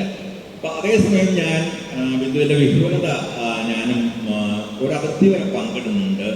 പലപ്പോഴും നമ്മുടെ എഴുത്തുകാരെ സംബന്ധിച്ച് മാത്രമല്ല, എഴുത്തുകാരല്ലാത്ത ആളുകളെ സംബന്ധിച്ച് പലപ്പോഴും ഒരുതരം നമുക്കതിനെ കരിയറിസം എന്ന് വിളിക്കാം. കരിയറിസം ഈ യുവതലമുറയെ വളരെ കാര്യമായ രീതിയിൽ ബാധിക്കുന്നില്ലേ എന്ന ഒരു ചോദ്യം. മറ്റുള്ളവരുടെ കാര്യങ്ങളിൽ താല്പര്യമില്ലാത്ത, സമൂഹത്തിൻ്റെ പുരോഗതിയിലോ ഉന്നമനത്തിലോ ജനാധിപത്യത്തിലോ സമത്വത്തിൻ്റെ ഭാവിയിലോ ഒന്നും തന്നെ വിശ്വാസമില്ലാത്ത, സ്വന്തം കാര്യം നോക്കി നടന്നാൽ മതി, അതാണ് ഏറ്റവും സുരക്ഷിതം എന്ന് കരുതുന്ന ഒരു വലിയ വിഭാഗം നമ്മുടെ യുവതലമുറയിലുണ്ട് എന്ന് ശരി. അവർ മാത്രമല്ല, തീർച്ചയായിട്ടും അപവാദങ്ങളായ ഒരുപാട് യുവാക്കളും ജനസംഘടനകളുമുണ്ട്. പക്ഷെ ഒരു വലിയ വിഭാഗം യുവജനങ്ങൾ അങ്ങനെ കരുതുന്നുണ്ടോ എന്ന് ഞാൻ ഭയപ്പെടുന്നുണ്ട്. അതായത് പലപ്പോഴും നേരത്തെ ഇവിടെ പലരും സൂചിപ്പിച്ചു, കേരളത്തിൽ നിന്ന് എങ്ങനെ പുറത്തു കിടക്കാമെന്നാണ് ആദ്യം ആലോചിക്കുന്നത്. കേരളത്തെ എങ്ങനെ നന്നാക്കാമെന്നല്ല, അല്ലെങ്കിൽ ഇന്ത്യയെ എങ്ങനെ നന്നാക്കാമെന്നല്ല, എങ്ങനെയാണ് നമുക്കൊരു കനേഡിയൻ പൗരത്വം അല്ലെങ്കിൽ ന്യൂസിലാൻഡിൻ്റെയോ അല്ലെങ്കിൽ US-ൻ്റെയോ അവിടേക്കൊക്കെ പോയി അവിടുത്തെ ഒരു പൗരത്വം നേടി അവിടെ സുഖസമൃദ്ധമായ ഒരു ജീവിതം എങ്ങനെ കഴിച്ചുകൂട്ടാം എന്ന ആലോചനയിലേക്ക് നമ്മുടെ യുവതലമുറയുടെ ഒരു വലിയ ഭാഗം വരുന്നില്ലേ എന്ന ഭയം എനിക്ക് പലപ്പോഴും അവരുമായിട്ട് ഇടപെടുമ്പോഴും അവരെക്കുറിച്ച് ആലോചിക്കുമ്പോഴും അവരെ നിരീക്ഷിക്കുമ്പോഴും ഒക്കെ തന്നെ തോന്നാതിരുന്നിട്ടില്ല. അപ്പം അതുകൊണ്ട് ആ തരത്തിലുള്ള ഒരു കരിയറിസത്തിൻ്റെ ഒരു പ്രധാന പ്രശ്നം പല പ്രശ്നമാണ്. വായനയെപ്പറ്റി പുസ്തകങ്ങളെ പറ്റിയൊക്കെ പറയുമ്പോൾ ഞാൻ പറയാറുണ്ട്, ആ കരിയറിന് ആവശ്യമുള്ള മാത്രം വായിക്കും. ഒരു IT വിദ്യാഭ്യാസമാണ് നേടുന്നതെങ്കിൽ IT-യിലെ പുതിയ സാങ്കേതിക വിദ്യകളെ കുറിച്ച് മാത്രം മനസ്സിലാക്കുക. നിങ്ങൾക്ക് അവരുമായിട്ട് വളരെ സുഖമായിട്ട് AI-യെ കുറിച്ച്, ആർട്ടിഫിഷ്യൽ ഇൻ്റലിജൻസിനെ കുറിച്ച് സംസാരിക്കാം. ഏറ്റവും പുതിയ പല വിജ്ഞാനങ്ങളിലുള്ള സാങ്കേതിക വിദ്യകളെക്കുറിച്ച് സംസാരിക്കാം. ആ രീതിയിലുള്ള ഒരു സംഭാഷണം സാധ്യമാണ്. പക്ഷെ അതേസമയം അവരോട് മറ്റ് വിഷയങ്ങളെക്കുറിച്ചോ മറ്റ് വിജ്ഞാന മേഖലകളെക്കുറിച്ചോ അല്ലെങ്കിൽ മനുഷ്യന് തന്നെ ആവശ്യമായ മറ്റ് നിരവധി അറിവുകളെക്കുറിച്ചോ അനുഭവങ്ങളെക്കുറിച്ചോ ഒക്കെ അന്വേഷിച്ചാൽ അവർക്ക് പലപ്പോഴും ഒന്നും പറയാനുണ്ട്. ആ തരത്തിലുള്ള വിപുലമായൊരു വായന മനുഷ്യരെ കൂടുതൽ മനുഷ്യരാക്കുന്ന, സാഹിത്യമൊക്കെ കടന്നു വരുന്നത് ആ ഒരു ഭാഗത്താണ്. മനുഷ്യരെ കൂടുതൽ മനുഷ്യരാക്കുന്ന, അവരുടെ വികാരങ്ങളെ ഏതോ തരത്തിൽ മറ്റു മനുഷ്യരുമായി ഒക്കെ തന്നെ ബന്ധിപ്പിക്കുന്ന തരത്തിലുള്ള ഒരു ഭാഷയുടെ വിനിയോഗം ആണ് പ്രാഥമികമായും സാഹിത്യം. ആ തരത്തിൽ അതുകൊണ്ട് തന്നെയാണ് പലപ്പോഴും സാഹിത്യം ഒരു പ്രത്യേകതരം സാഹിത്യം പ്രചരിക്കുന്നില്ല എന്നല്ല ഞാൻ പറയുന്നത്. അനേകം പതിപ്പുകളായിട്ട് ചില പുസ്തകങ്ങളൊക്കെ ഇറങ്ങുന്നുണ്ട്. നമുക്കറിയാം ആനന്ദി, അങ്ങനെയുള്ള ആ തരം ഒരു സൈബർ സാഹിത്യം എന്ന് പറയാവുന്ന പോപ്പുലർ സാഹിത്യം ഉണ്ടാകുന്നുണ്ട്. പക്ഷേ മൂല്യവത്തായ സാഹിത്യത്തിലേക്ക് യുവജനത വേണ്ട പോലെ ആകർഷിക്കപ്പെടുന്നുണ്ടോ എന്ന കാര്യത്തിൽ എനിക്ക് ബലമായ സംശയങ്ങളുണ്ട്. അത് സാഹിത്യ പ്രശ്നമായല്ല ഞാൻ കാണുന്നത്, അത് പൊതുവായിട്ടൊരു മാനുഷികതയുടെ പ്രശ്നമാണ്. എത്രമാത്രം അവർ കൂടുതൽ നല്ല മനുഷ്യരാകാൻ ശ്രമിക്കുന്നുണ്ട്, അവർ കൂടുതൽ നല്ല സാങ്കേതിക വിജ്ഞരാകാൻ ശ്രമിക്കുന്നുണ്ട്, കൂടുതൽ നല്ല അങ്ങനെ പലതും, കൂടുതൽ നല്ല എഞ്ചിനീയർമാരാകാൻ ശ്രമിക്കുന്നുണ്ടാകാം. പക്ഷെ കൂടുതൽ നല്ല മനുഷ്യരാകാൻ, മറ്റുള്ളവർക്ക് കൂടി പ്രയോജനപ്പെടുന്ന മനുഷ്യരാകാൻ അവർ എത്രമാത്രം ആഗ്രഹിക്കുന്നുണ്ട്, അത് അവർ ശ്രമിക്കുന്നുണ്ട് എന്ന കാര്യത്തിൽ ഉള്ള ഒരു ഉത്കണ്ഠ ഞാൻ ഇതുമായിട്ട് പങ്കിടുന്നുണ്ട്. ആ തരത്തിലുള്ളൊരു ആ ഉത്കണ്ഠ വളരെ പ്രധാനവുമാണ്. കാരണം ആ തരത്തിൽ കരിയറിസമാണ് പലപ്പോഴും നമ്മുടെ രാജ്യത്തെ തന്നെ ഈ സമഗ്രാധിപത്യത്തിലേക്കും മറ്റും നയിക്കുന്നത്. കാരണം നമുക്കെന്താണ്, നാടിന് എന്ത് പറ്റിയാലും നമുക്ക് യാതൊന്നുമില്ല. അത് ജനാധിപത്യം ഉണ്ടാവുകയോ ജനാധിപത്യം ഇല്ലാതിരിക്കുകയോ, കാരണം ഇവരാണ് നല്ലത്. കോർപ്പറേറ്റുകൾ നമുക്ക് കോർപ്പറേറ്റുകളിൽ ജോലി കിട്ടണമെങ്കിൽ കോർപ്പറേറ്റുകളെ പിന്താങ്ങുന്ന 2-3 കുടുംബങ്ങളെ പിന്തുണയ്ക്കുന്ന ഈ ഭരണകൂടം തന്നെയാണ് നല്ലത് എന്ന് ആലോചിക്കാൻ അവരെ പ്രേരിപ്പിക്കുന്നതും ഈ കരിയറിസം തന്നെയാണ്. അതുകൊണ്ട് ആ ശുദ്ധമായ കരിയറിസം ഒരുപക്ഷെ വളർന്നുകൊണ്ടിരിക്കുന്ന ഒരു കാലം കൂടിയാണിത്. അതിൽ നിന്നും ഈ യുവജനങ്ങളെ പിടിച്ചകറ്റണമെങ്കിൽ കൂടുതൽ വിശാലമായ മനുഷ്യത്വത്തിലേക്ക് അവരെ കൊണ്ട് വരണമെങ്കിൽ ഒരുപക്ഷെ വളരെ ഗാഢമായ, വളരെ സാന്ദ്രമായ, വളരെ ലക്ഷ്യോന്മുഖമായ പ്രവർത്തനം ആവശ്യമായി വരും. അവിടെയാണ് സംസ്കാരത്തിൻ്റെ തന്നെ ഭാഗമായ സാഹിത്യത്തിനുമൊക്കെ വളരെ പ്രധാനമായ ഒരു പങ്കുള്ളത്. കാരണം സാഹിത്യം ആത്യന്തികമായ ഒരു സാമൂഹ്യ സാംസ്കാരിക പ്രവർത്തനമാണ്. നിങ്ങൾക്കതിനെ വ്യക്തിയുടെ സൃഷ്ടിയായിട്ടൊക്കെ കാണാം, വ്യക്തിയുടെ പ്രതിഭ, വ്യക്തിയുടെ ഒരു ജീനിൽ തന്നെയുള്ള ഒരു സംഗതിയാണ് സാഹിത്യം എന്നൊക്കെ പറയാമെങ്കിലും ഭാഷയിൽ കാൽ വയ്ക്കുന്നതോടുകൂടി ഒരു മനുഷ്യൻ സമൂഹത്തിലേക്ക് കാൽ വെച്ചു കഴിഞ്ഞു എന്നതാണ് ഏറ്റവും പ്രധാനമായ കാര്യം. ഞാൻ എൻ്റെ കവിതയിൽ ഉപയോഗിക്കുന്ന ഭാഷ, ഞാൻ പറയുന്നത് എൻ്റെ ഏറ്റവും സ്വകാര്യമായ കാര്യങ്ങളാണെങ്കിൽ പോലും ഞാൻ ഉണ്ടാക്കിയെടുത്തൊരു ഭാഷയിലല്ല. ഞാൻ ആ ശൈലിയിൽ ചില വ്യതിയാനങ്ങളൊക്കെ വരുത്തുന്നുണ്ടാകാം, എൻ്റെതായ ചില ബിംബങ്ങൾ ഉപയോഗിക്കുന്നുണ്ടാകാം, എൻ്റെതായ ചില ഭാവനാ സമ്പ്രദായങ്ങൾ കൊണ്ടുവരുന്നുണ്ടാകാം. പക്ഷെ ആ ഭാഷ എനിക്ക് മുമ്പേ നിലനിൽക്കുന്നതാണ്. നമ്മുടെ സമൂഹം മുഴുവൻ സൃഷ്ടിച്ച ഒരു ഭാഷയിലാണ്. അതുകൊണ്ട് എഴുതാൻ തുടങ്ങുന്ന നിമിഷത്തിൽ നിങ്ങൾ ഏത് എഴുത്തുകാരനും ഭാഷയിലേക്ക് പ്രവേശിച്ചു കഴിഞ്ഞു. ഭാഷയിലേക്ക് പ്രവേശിക്കുകയാണെങ്കിൽ നിങ്ങൾ സമൂഹത്തിലേക്ക് പ്രവേശിച്ചു കഴിഞ്ഞു. കാരണം ഓരോ വാക്കിനും അതിൻ്റെ ഒരു ഭൂതകാലമുണ്ട്, ഓരോ വാക്കിനും അതിൻ്റെ ചരിത്രമുണ്ട്, ഓരോ വാക്കിനും അതിൻ്റെ വർത്തമാനമുണ്ട്, ഓരോ വാക്കിനും 5 ഇന്ദ്രിയങ്ങളെയും സന്തോഷിപ്പിക്കുകയോ പല രീതിയിൽ പരിചരിക്കുകയോ ചെയ്യുന്ന തരത്തിലുള്ള ഗുണങ്ങളുണ്ട്. വാക്കിൻ്റെ ലഘുത്വം, വാക്കിൻ്റെ ഗുരുത്വം, വാക്കിൻ്റെ ബന്ധം, വാക്കിൻ്റെ വർണ്ണം, ഇങ്ങനെ കവി എന്ന നിലയ്ക്ക് ഭാഷയെ ഉപയോഗിക്കുമ്പോൾ ഇതെല്ലാം വളരെ പ്രധാനമായി വരുന്നുണ്ട്. ഇതൊന്നും തന്നെ ഞാൻ ഉണ്ടാക്കിയെടുത്തതല്ല, ഈ വാക്കുകൾ ഇവിടെ ഉണ്ടായിരുന്നു. ഓരോ വാക്കിലും ആ വാക്ക് ഉപയോഗിക്കപ്പെട്ട അനേകം സന്ദർഭങ്ങളുടെ ഓർമ്മകൾ പറ്റിപ്പിടിച്ചിരിപ്പുണ്ട്. ഒരു ഓറ അല്ലെങ്കിൽ ഒരു പരിവേഷം എന്ന പോലെ ഓരോ വാക്കിനെ ചുറ്റും അതുണ്ട്. ഞാനൊരു വാക്ക് പറയുമ്പോൾ നിങ്ങൾ ഓർക്കുന്നത്, നിങ്ങൾ കേൾക്കുന്നത് ആ വാക്ക് മാത്രമല്ല, നിങ്ങൾ ആ വാക്ക് നമ്മുടെ ഓളങ്ങൾ എന്ന പോലെ മുഴക്കങ്ങൾ, അനേകം മുഴക്കങ്ങളുണ്ട് ആ വാക്കിന്. ആ വാക്ക് മറ്റൊരു സന്ദർഭത്തിൽ ആരോ ഉപയോഗിച്ച ഒരു കാര്യം നിങ്ങൾ അറിയാതെ തന്നെ ഓർത്തു പോകുന്നു. വാതിൽ തുറന്നിടൂ അല്ലെങ്കിൽ ജനലുകൾ തുറക്കൂ എന്ന് ബഷീർ പറയുമ്പോൾ നമ്മൾക്ക് ഓടിപ്പോയിട്ട് ജനൽ തുറക്കുകയല്ല ചെയ്യുന്നത്. നമുക്കറിയാം അവിടെ തുറന്നിടാ പറയുന്നത് നമ്മുടെ മനസ്സുകളെ തന്നെയാണ്. അത് ലോകത്തിലെ എല്ലാ വിജ്ഞാനങ്ങളും നമ്മിലേക്ക് കടന്നു വരട്ടെ, ലോകത്തിൻ്റെ എല്ലാ മഹാനുഭവങ്ങളിലും നമ്മുടെ ജീവിതം സമ്പന്നമാക്കട്ടെ എന്നൊരു മഹാപ്രാർത്ഥന കൂടി അതിലുണ്ട് എന്ന് ആ പ്രത്യേക സന്ദർഭത്തിൽ വാചകം ഓർമ്മിക്കുന്നതിലൂടെ നമുക്ക് ഓർമ്മിക്കാൻ കഴിയുന്നുണ്ട്. അങ്ങനെ വാക്കുകൾക്ക് ഓർമ്മയുണ്ട്, വാക്കുകളിൽ അനുഭവമുണ്ട്, വാക്കുകളിൽ അനേകം പുരുഷാന്തരങ്ങളുടെ സ്മൃതികളുടെ ഒരു മഹാപരിവേഷമുണ്ട്, അഥവാ പരിവേഷങ്ങളുണ്ട്. അതുകൊണ്ടാണ് എഴുത്തുകാരൻ്റെ വാക്ക് ഇത്രയേറെ ഘനമേറിയതാകുന്നത്, ഇത്രയേറെ ഓർമ്മകൾ കൊണ്ട് സാന്ദ്രമാകുന്നത്, ഇത്രയേറെ സ്വപ്നങ്ങൾ കൊണ്ട് ദൃഢമാകുന്നത്, ഇത്രയേറെ രഹസ്യങ്ങൾ കൊണ്ട് നിഗൂഢമാകുന്നത്. അതിന് കാരണം ആ ഭാഷ എന്ന് പറയുന്നത് അനേകം തലമുറകളിലൂടെ രൂപപ്പെട്ട ഒന്നാണ് എന്നതാണ്. ഈ ഭാഷയെക്കുറിച്ചുള്ള അറിവ്, സാഹിത്യത്തെക്കുറിച്ചുള്ള അറിവ്, സംസ്കാരത്തെക്കുറിച്ചുള്ള ഒരു തിരിച്ചറിവ്, ഇവയൊക്കെ വളർത്തിയെടുക്കാനുള്ള ഒരു പരിശ്രമത്തിലൂടെ മാത്രമേ ഒരുപക്ഷെ ഈ തരത്തിൽ ഉള്ള സ്വാർത്ഥ ചിന്തയിൽ നിന്ന് യുവ തലമുറയെ മോചിപ്പിക്കാൻ നമുക്ക് കഴിയുള്ളൂ. അത് സാഹിത്യത്തിന് സാംസ്കാരിക പ്രവർത്തനത്തിന് പൊതുവെയും സാഹിത്യത്തിന് വിശേഷിച്ചും ഒരു പങ്കുണ്ട് എന്ന് നിസ്സംശയമായി കരുതുന്ന ആളുകളിൽ ഒരാളാണ് ഞാൻ. അഗ്നിസാന്നിധ്യമുള്ള വാക്കുകൾ കൊണ്ട് കാവ്യരചന നിർവഹിച്ച ഒരാളാണ് കെ സച്ചിദാനന്ദൻ എന്ന് പൊതുവെ വിലയിരുത്തപ്പെടുന്നത്. പ്രത്യേകിച്ച് ഒരു ഘട്ടത്തിൽ കേരളത്തിലെ കലാലയങ്ങളിൽ വലിയ കൊടുങ്കാറ്റ് സൃഷ്ടിച്ച കവിതകൾ, ലക്ഷക്കണക്കിന് പേരെ പ്രചോദിപ്പിച്ച അല്ലെങ്കിൽ അവരെ അസ്വസ്ഥരാക്കിയ കവിതകളൊക്കെ മാഷുടേതായി നമ്മുടെ കാവ്യ ചരിത്രത്തിലുണ്ട്. ഒരു കവിതയിൽ മാഷ് പറയുന്നുണ്ട്, പൂജിക്കുന്നു നാം ഏറെ നാളായി ചവിട്ടുന്ന കാലിനെ വെട്ടണമാക്കാൻ തൊട്ടുന്നു ഞാൻ മന്ത്രതന്ത്ര വിധികളിൽ യജ്ഞ നിലത്തിൽ ഹവിസിൽ എന്ന് പറയുന്നു. ഒരുപക്ഷെ എനിക്ക് തോന്നുന്നു നേരത്തെ സൂചിപ്പിച്ച ഒരു അധികാര ഘടനയോട്, അതിൻ്റെ ഒരു ചരിത്രത്തോടൊക്കെ ഇത്ര തീക്ഷ്ണമായി തീതുപ്പുന്ന വാക്കുകൾ വരികളായി പ്രത്യക്ഷപ്പെട്ട കവിതകൾ അധികം ഉണ്ടാവില്ല, ഉറപ്പാണ്.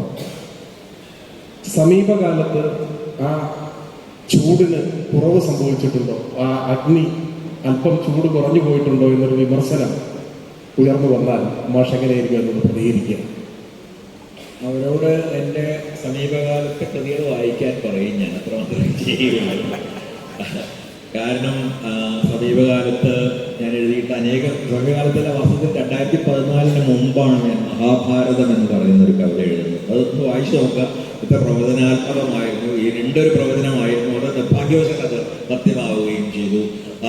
അതിനുശേഷം എഴുതിയിട്ടുള്ള അനേകം കവിതകൾ, അത് ഗസയെ പറ്റി ആയാലും ശരി, ഇന്ത്യയെ പറ്റി ആയാലും ശരി, അനേകം കവിതകൾ ഈ വർത്തമാന കാലത്തോട്, അതിൻ്റെ ദുരന്തങ്ങളോടും വൈരുദ്ധ്യങ്ങളോടും ഒക്കെയുള്ള പ്രതികരണങ്ങളായിരുന്നിട്ടുണ്ട്. അതും പോരാ എന്ന് തോന്നി ചിലപ്പോഴൊക്കെ ഞാൻ കഥയിലേക്ക് അതിക്രമിച്ച് കടന്നു എന്നാണ് പറയേണ്ടത്. കാരണം അതൊക്കെ ഒരു മണ്ഡലമല്ലാതെ രണ്ട് കഥാപുസ്തകങ്ങളിലൊന്നും അതിനുശേഷം വീണ്ടും ഞാൻ 2 കഥകൾ എഴുതി കഴിഞ്ഞു. ഈ കഥകളിലും പ്രധാനമായിട്ട് കടന്നു വരുന്നൊരു കാര്യം ഈ സമഗ്രാധിപത്യത്തിൻ്റെ നിരന്തരമായ കടന്നുവരവും നമ്മുടെ ജീവിതത്തിന് മേൽ അത് നടത്തുന്ന ഭീകരമായ ആക്രമണവും ആണ്. റോബിൻസൺ ക്രൂസോ എന്ന് പറയുന്ന ഒരു കഥ അതിൻ്റെ നല്ല ഉദാഹരണമാണ്. റോബിൻസൺ ക്രൂസോവിൻ്റെ കഥ വേറൊരു രീതിയിൽ പറയുകയാണ്. റോബിൻസൺ ക്രൂസോ ആ ദ്വീപിലേക്ക് തിരിച്ചു വരികയും ക്രൂസോ എന്ന് പറഞ്ഞൊരു കഥാപാത്രത്തെ ഉണ്ടാക്കിയിട്ടുണ്ട്. 2 പേരും ചേർന്ന് ആ ദ്വീപിനെ എങ്ങനെയാണ് തങ്ങളുടെ മാത്രമാക്കി മാറ്റാൻ കഴിയുക എന്ന് ആലോചിക്കുകയൊക്കെ ചെയ്യുന്ന കഥയാണ്. ഈ തരത്തിൽ പലപ്പോഴും ചിലപ്പോഴൊക്കെ അലിഗറിയുടെ അല്ലെങ്കിൽ ഒരു പ്രതിരൂപാത്മക കഥയുടെ രീതികൾ ഉപയോഗിച്ച്, ചിലപ്പോഴൊക്കെ ഫാൻറ്റസി അഥവാ ഭ്രമാത്മകതയുടെ രീതികൾ ഉപയോഗിച്ചുകൊണ്ട് നമ്മുടെ വർത്തമാന കാലത്തെക്കുറിച്ച് തന്നെ വിമർശനാത്മകമായ അഭിപ്രായ പ്രകടനം നടത്താനുള്ള ഒരു മാർഗം എന്ന നിലയിലാണ് അതിനെ ഞാൻ കാണുന്നത്. അപ്പം ഞാൻ എന്ത് എഴുതുന്നു എന്നത് തീർച്ചയായിട്ടും അളവ് കൊണ്ട് നോക്കിയാൽ ഞാൻ പ്രാഥമികമായ ഒരു കവി തന്നെയാണ്. ഏറ്റവും അധികം എഴുതിയിട്ടുള്ളത് കവിതകളാണ്, ഏറ്റവും അധികം പരിഭാഷ ചെയ്തിട്ടുള്ള കവിതകളാണ്. പക്ഷേ നിങ്ങൾക്കറിയാം, ഞാൻ ഗാന്ധിയെപ്പറ്റി ഒരു നാടകം എഴുതിയിട്ടുണ്ട്. ഗാന്ധി എന്നുള്ള പേര്, അത് ശാസ്ത്രാജ്യ പരിഷത്ത് അതിൻ്റെ ഒരു ലഘൂകരിച്ച രൂപം കേരളത്തിൽ 900 പേജുകളിൽ അവതരിപ്പിക്കുകയുണ്ടായി. അതിനു മുമ്പ് ശക്തബ്രാൻ എന്നുള്ള നാടകം അനേകം സ്ഥലങ്ങളിൽ കളിക്കുകയുണ്ടായി. അങ്ങനെ നാടകം എഴുതിയിട്ടുണ്ട്. അനേകം ലേഖനങ്ങൾ എഴുതിയിട്ടുണ്ട്. ഇപ്പോൾ ലേഖനങ്ങൾ ആകാതെ കിടക്കുന്ന പ്രഭാഷണങ്ങൾക്ക് വേണ്ടി എഴുതിയ കുറിപ്പുകൾ എഴുതുന്നുണ്ട്. പിന്നെ വാർദ്ധക്യകാലത്ത് കുട്ടികൾക്ക് വേണ്ടി എഴുതാനും കഥകൾ എഴുതാനും ഞാൻ തുടങ്ങുകയും ചെയ്തു. അത് ഇതിനെ പശ്ചാത്താപത്തിൽ ഉണ്ടായിരുന്നു. കാരണം എൻ്റെ കുട്ടികൾ ചെറിയ കുട്ടികളായിരുന്നപ്പോൾ എനിക്ക് അവർക്ക് വേണ്ടി ഒന്നും എഴുതാൻ എനിക്ക് കഴിഞ്ഞിരുന്നില്ല. ഞാൻ എഴുതിയിരുന്നത് പലപ്പോഴും മുതിർന്നവർക്ക് വേണ്ടിയുള്ള എഴുത്തായിരുന്നു. അവർക്ക് ഞാൻ വാങ്ങിക്കൊടുത്തിരുന്നു റഷ്യൻ സോവിയറ്റ് കുട്ടിക്കഥകൾ. അതൊക്കെ ഇപ്പോൾ എനിക്ക് ഓർമ്മയുണ്ട്. ചുറ്റുംകെട്ടും നീലക്കൊപ്പ് ആൾക്കാർ എഴുതാറുണ്ട്. നമ്മളെല്ലാവരും വായിച്ചിട്ടുണ്ടാവും ആ പുസ്തകം. ഞാനും ആസ്വദിച്ചിരുന്നു ആ പുസ്തകം എൻ്റെ കുട്ടികളുടെ കൂടെ. അതൊക്കെയാണ് വാങ്ങിക്കൊടുത്തിരുന്നത്. അല്ലെങ്കിൽ മലയാളത്തിൽ ലഭ്യമായ രീതിയിലുള്ള ബാലസാഹിത്യം. അപ്പം ഞാൻ സ്വയം അന്ന് അങ്ങനെ ആലോചിച്ചിട്ട് പോലുമില്ല കുട്ടികൾക്ക് വേണ്ടി അങ്ങനെ എഴുതാൻ കഴിയുമോ എന്ന് പോലും എനിക്കറിയില്ലായിരുന്നു.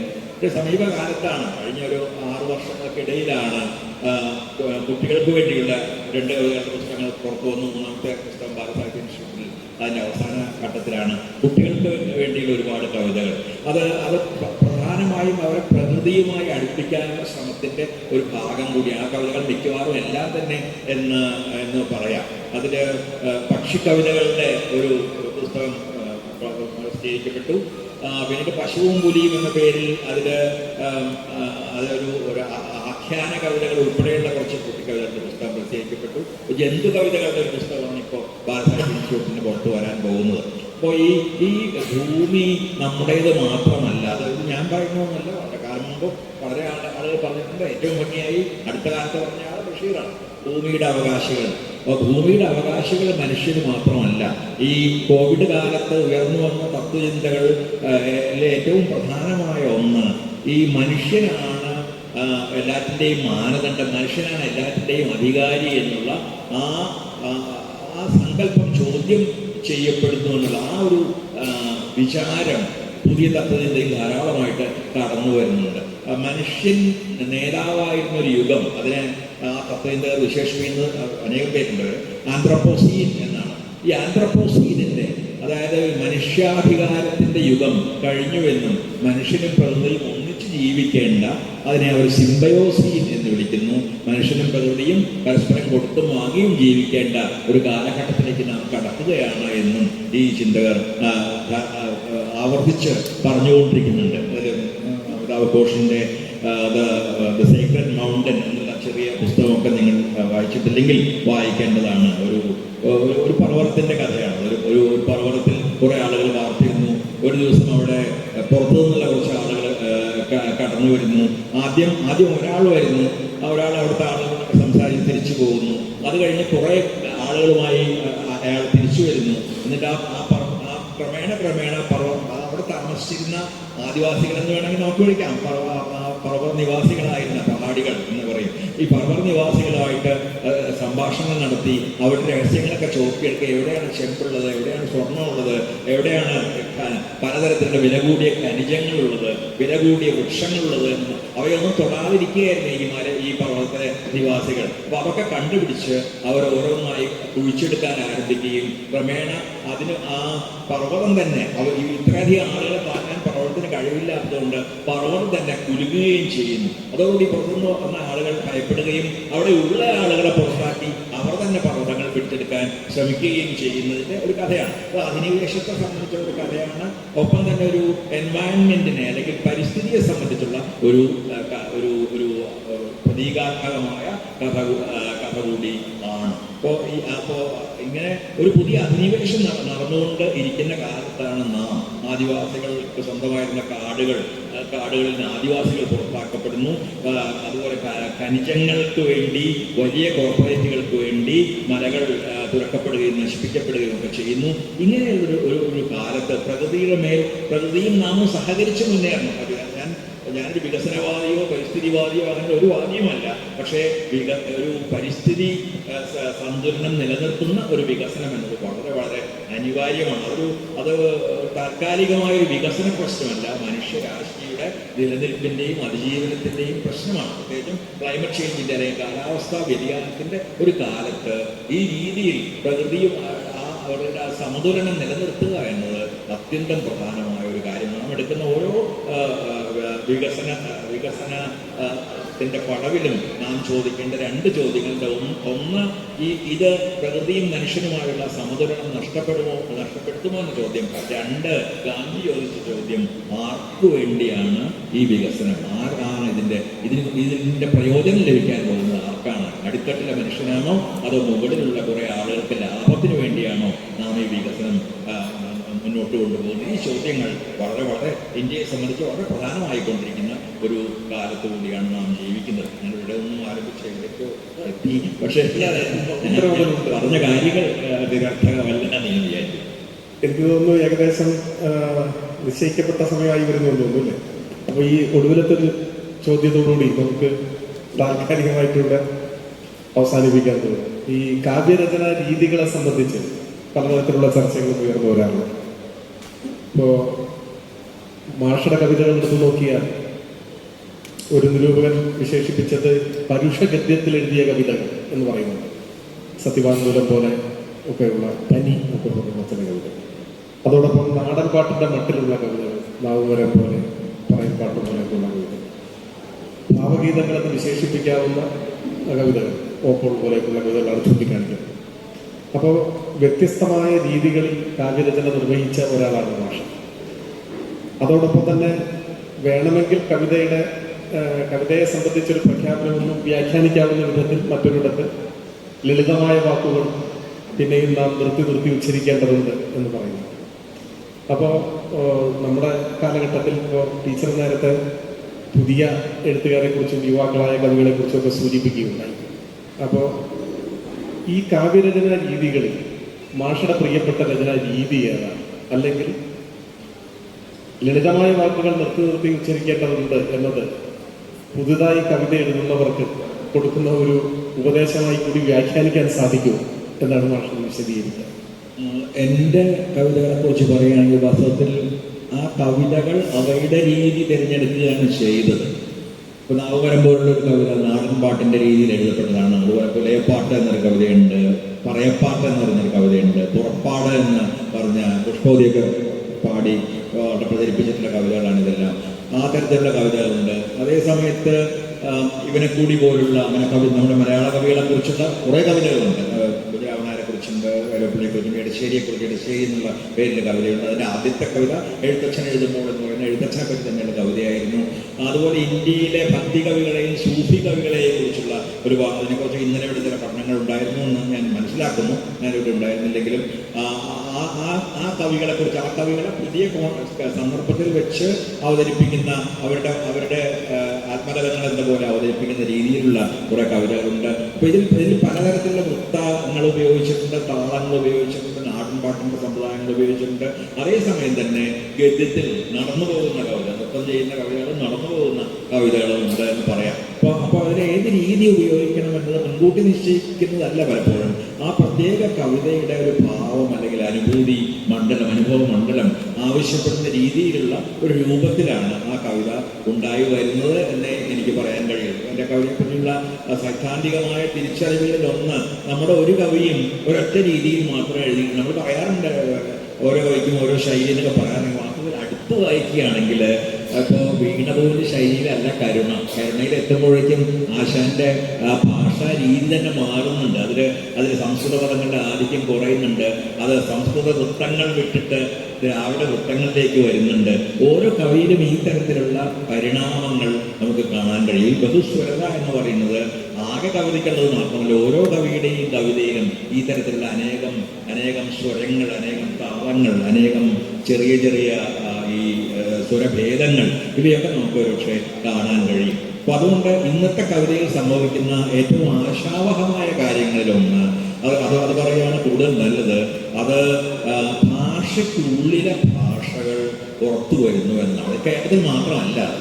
ഇപ്പോൾ ഡി അനിൽകുമാർ എന്ന കവിയെ ഒരുപക്ഷെ നിങ്ങൾ ശ്രദ്ധിച്ചിട്ടുണ്ടാവും. മുക്കുവ ഭാഷയിൽ എഴുതുന്ന ഒരു കവിയാണ്. മുക്കുവയിൽ ഉപയോഗിക്കുന്ന വാക്കുകൾ, ചില വാക്കുകൾ നമുക്ക് പരിചയമില്ല, അദ്ദേഹം കുറിപ്പുകൾ കൊടുക്കും.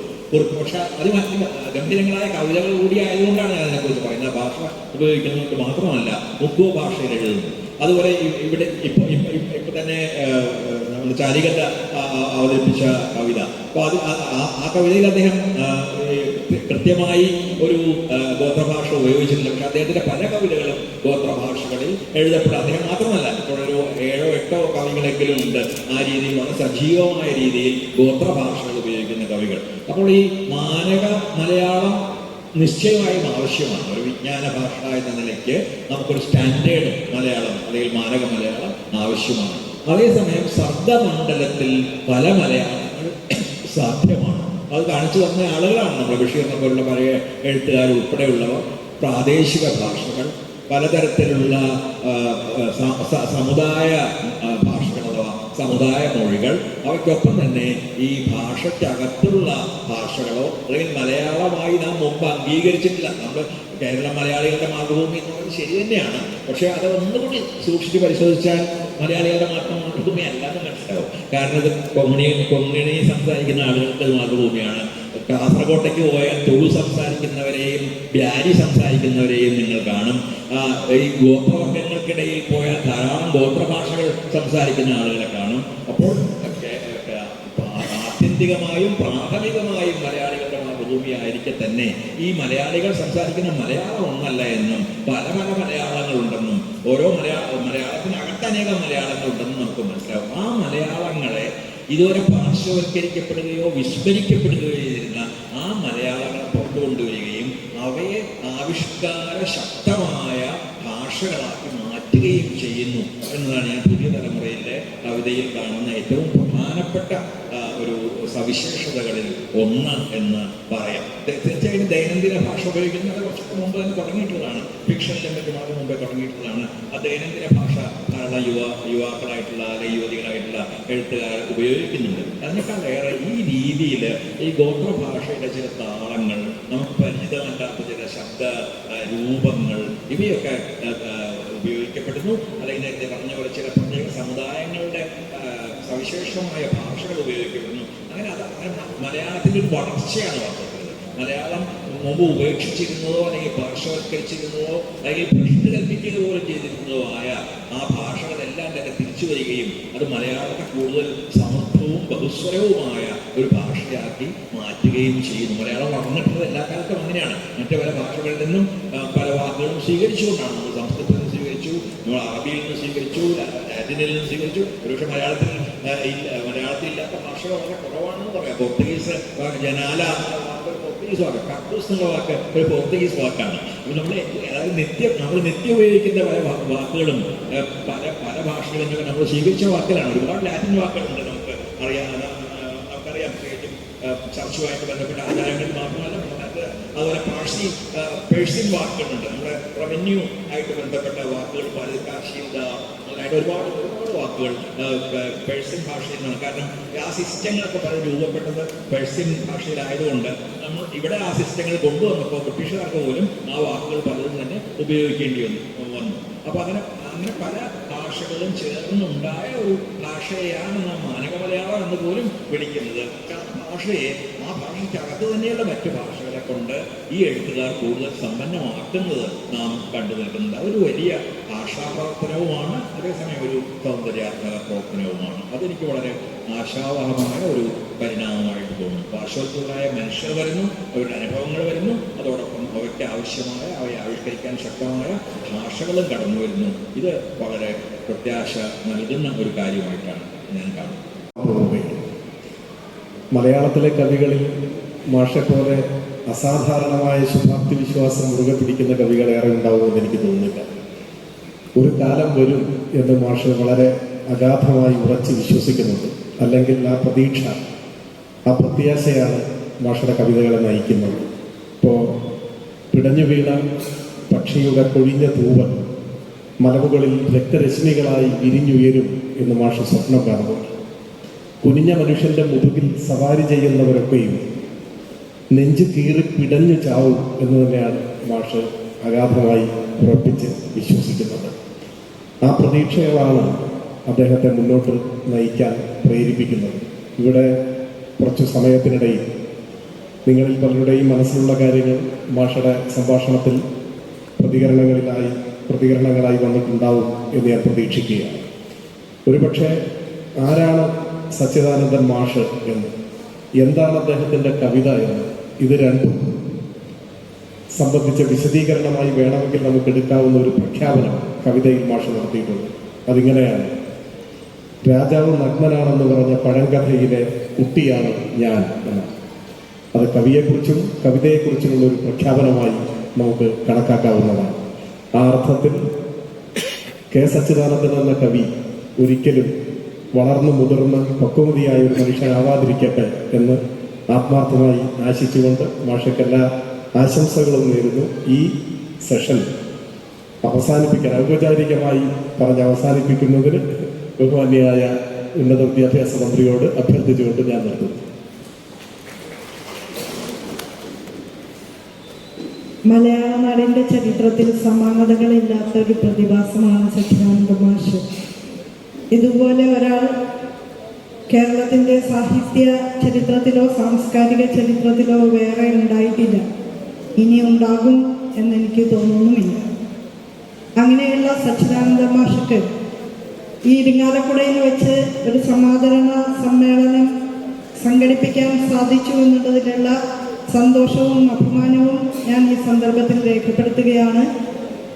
ഇതിന് ഒരു അവസാനം കുറിച്ചുകൊണ്ട് ഒരു വാക്ക് പറയാനുള്ളത്, ഈ പരിപാടി സച്ചിദാനന്ദം എന്ന ഈ പരിപാടിയുടെ ഊർജ സ്രോതസ് ഞങ്ങളുടെ പ്രിയപ്പെട്ട രാവുണ്ണേട്ടനാണ്.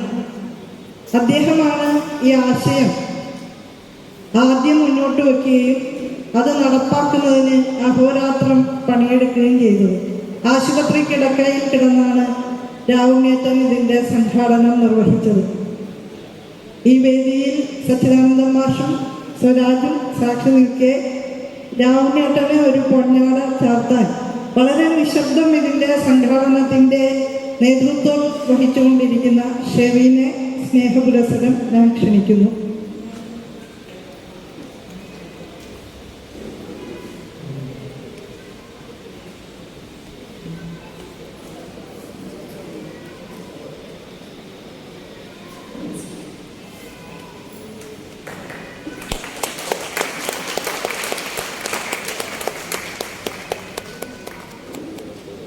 ഇവിടെ എത്തിയപ്പോൾ രാവുണ്ണേട്ടൻ്റെ എല്ലാ വയ്യായും എവിടെ പോയി എന്നറിയില്ല.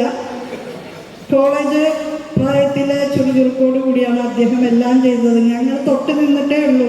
എല്ലാം ചെയ്തത് രാവുണ്ണേട്ടനാണ്. സച്ചിദാനന്ദ ഭാഷയോടുള്ള ഉത്കടമായിട്ടുള്ള സ്നേഹത്തിൻ്റെ ബഹിസ്ഫുരണമായിട്ടാണ് രാവുണ്ണേട്ടൻ ഇതെല്ലാം ചെയ്തിട്ടുള്ളത്. അത്രമേൽ സച്ചിമാഷോടുള്ള കടപ്പാടും സ്നേഹവും നന്ദിയും അദ്ദേഹം ഉള്ളിൽ സൂക്ഷിക്കുന്നു. ഞങ്ങളെല്ലാവരും ഈ 3 ദിവസങ്ങളിൽ ഒരുപാട് പേർ ഈ പരിപാടിയുടെ ഭാഗമായിട്ടുണ്ട്. അവരൊക്കെ എത്ര സ്നേഹാദരങ്ങളോടെയാണ് മാഷെ ഹൃദയത്തോട് ചേർത്ത് നിർത്തിയിട്ടുള്ളത്. എത്ര ധന്യം ഈ ജീവിതം എന്ന് മാത്രമാണ് എനിക്ക് പറയാനുള്ളത്. സുഹൃത്തുക്കളെ, ഒറ്റ മിനിറ്റ് സത്യാനന്ദ അവസാനിക്കുക. ഈ സമയത്ത് എനിക്ക് ഒരു നന്ദി പറയാനുണ്ട്. അത് ഇവിടെ വന്ന സമയം മുതൽ, ഈ പരിപാടി ആരംഭിച്ച സമയം മുതൽ ഈ പരിപാടിയുടെ വിജയത്തിന് വേണ്ടി അക്ഷീണം പ്രവർത്തിച്ച കുറേ വിദ്യാർത്ഥികൾ ഈ കോളേജിലുണ്ട്. അവരിവിടുത്തെ NSSകാരാണ്, നാഷണൽ സർവീസ് സ്കീമാണ്.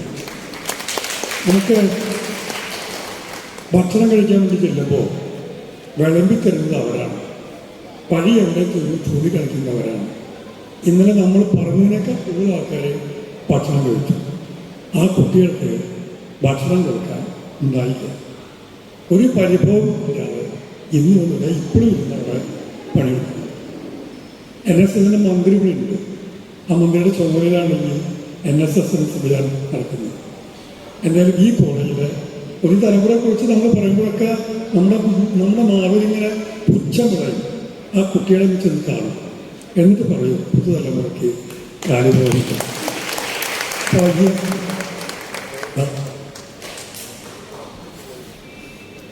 അവരാണ് ഈ കാര്യങ്ങൾ ചോദിച്ചത്. പിന്നെ ഇത് ഞാൻ നേരത്തെ പറയുന്ന സ്ഥലത്ത് ഞാൻ പറഞ്ഞു, എത്രയോ കോളേജുകൾ പോയിട്ടുണ്ട്, എത്ര മീറ്റിങ്ങിൽ പോയിട്ടുണ്ട്. പക്ഷേ ക്രൈസ്തവോട് ഈ ഒരു കാര്യത്തിന് വേണ്ടി മുൻകൈ എടുത്തതുപോലെ ഞങ്ങളെ ചേർത്ത് പിടിച്ചതുപോലെ ഹൃദയത്തിൽ പതിഞ്ഞൊരു അനുഭവം ജീവിതത്തിൽ ഉണ്ടാക്കി. അപ്പം കഴിക്കുന്നു. പിന്നെ ഇരിങ്ങാലക്കുട അതൊരു ഗംഭീരമായ സ്ഥലം. ആ സ്ഥലത്തിൻ്റെ ഒരു വലിയ സ്നേഹമാണ്. ഈ മീറ്റിങ്ങിനെ നീണ്ടു പോയി മണിക്കൂറുകൾ തുടർച്ചയായിട്ട് മീറ്റിങ്ങാണ്. എത്ര പേരുണ്ടാവും ഇത് കേട്ടിരിക്കാൻ എന്നായിരുന്നു എൻ്റെ ആശങ്ക. പക്ഷെ നിങ്ങളുടെ മുഖത്ത് നോക്കുന്നുണ്ടല്ലോ, നിങ്ങൾക്ക് ആർക്കും മാഷ് പറഞ്ഞത് കേട്ട് മതിയായിട്ടില്ല, സ്വരാജിൻ്റെ ചോദ്യം കേട്ട് മതിയായിട്ടില്ല, ഇനിയും ഇരിക്കാൻ തയ്യാർ എന്ന് മനസ്സിലാവും. ഇതൊരു ചരിത്ര മുഹൂർത്തമാണ് ഇന്നത്തെ ഈ സംഭവം. എന്തുകൊണ്ട് സ്വരാജ് എന്നൊരു ചോദ്യം നമുക്ക് ചോദിക്കാവുന്നതാണ്. ഈ ചോദ്യങ്ങളും പരാമർശം കേട്ടിട്ട് മുഴുവൻ മനസ്സിലാകും. എന്തുകൊണ്ടാണ് M. സ്വരാജിനെ തന്നെ തേടി പിടിച്ച് ചോദ്യങ്ങൾ ചോദിക്കാൻ വേണ്ടി കൊണ്ടുവന്നത്? നമ്മളൊക്കെ അനുജന വളരെ താഴെയാണ്. പക്ഷെ എത്രമേൽ സൂക്ഷ്മമായിട്ടാണ് ഓരോ ചോദ്യം ചോദിക്കുന്നത്. എത്ര കൃത്യമാണ് സത്യാനന്ദ മാഷിനെ കൈപിടിച്ച് ഉത്തരത്തിലേക്ക് കൊണ്ടുവരുന്നത്. സത്യാനന്ദ മാഷ വാക്കുകളിലൂടെ നമ്മൾ ഈ കാലം മുഴുവൻ, ലോകം മുഴുവൻ തെളിഞ്ഞു വന്നു. ഭാഷ മുഴുവൻ തെളിഞ്ഞു വന്നു. അത് മുഴുവൻ നമ്മൾ ചുരുങ്ങിയ സമയത്തിനുള്ളിൽ പുറത്ത് കൊണ്ടുവരാൻ ഏറ്റവും കൃത്യമായ ചോദ്യങ്ങളുമായിട്ടാണ് സ്വരാജ് വന്നത്. ശരിക്കും 2 പേർ മാത്രം ഉള്ളൊരു വേദിയാണ് വിചാരിച്ചത്. പെട്ടെന്ന് തീരുമാനിക്കുക. അത് NSSന് കൂടി മനസ്സിലുള്ളതുകൊണ്ടും ഇരിങ്ങാലക്കുട മനസ്സിലുള്ളതുകൊണ്ടാണ് ടീച്ചറോട് ഒന്ന് കയറിയിരിക്കുന്നത്. എന്തായാലും നന്നായി. എന്തായാലും ഈ ക്രൈസ്റ്റ് കോളേജിൽ ഇരിങ്ങാലക്കുടയ്ക്ക് ഒരു ആജന്മ സഫലം സ്നേഹം ഞാൻ പ്രകടിപ്പിക്കുന്നു. ആ മഹാപ്രസ്ഥാനത്തിന് എല്ലാ വിജയങ്ങളും നേരുന്നു. മുന്നോട്ട് പോകട്ടെ. യുവത്വത്തെ നല്ല നിലയിൽ നയിക്കാൻ അവർക്ക് സാധിച്ചിട്ട് വന്നവർ, ഇരുന്നവർ, സഹായിച്ചവർ, നല്ല വാക്കുകൾ പറഞ്ഞവർ കൂടെ. ഞാൻ പൊന്നാട വാങ്ങുന്നത് ഞാനാണ്. പക്ഷെ പൊന്നാട വാങ്ങാൻ ഒരു യോഗ്യതയില്ലാത്തവർ ഞാനാണ്. പിന്നെ വെറുതെ കിട്ടുന്നതാണ് പൊന്നാട എന്ന് പലർക്കും ഈ ബോധ്യപ്പെട്ടതുകൊണ്ട് ഇവിടെ വെച്ച് വാങ്ങി മാത്രം. പക്ഷെ പണിയെടുത്ത അസംഖ്യം ആൾക്കാരുണ്ട്. ഇങ്ങനെ വേദിയിൽ വരാത്തവർ, സംസാരിക്കാത്തവർ, ഒരു പേരുകൊണ്ട് പോലും എവിടെയും അടയാളപ്പെടുത്താത്ത ഒരുപാട് പേരുടെ പ്രവർത്തനങ്ങളുടെ ഒരു വലിയ വിജയമാണ്. അവർക്ക് വേണ്ടിയിട്ടാണ് ഈ പൊന്നാട ഏറ്റുവാങ്ങിയത്. നന്ദി. ഇത്തരമൊരു ഗംഭീരമായ മുഹൂർത്തം സമ്മാനിച്ച കാലത്തിന്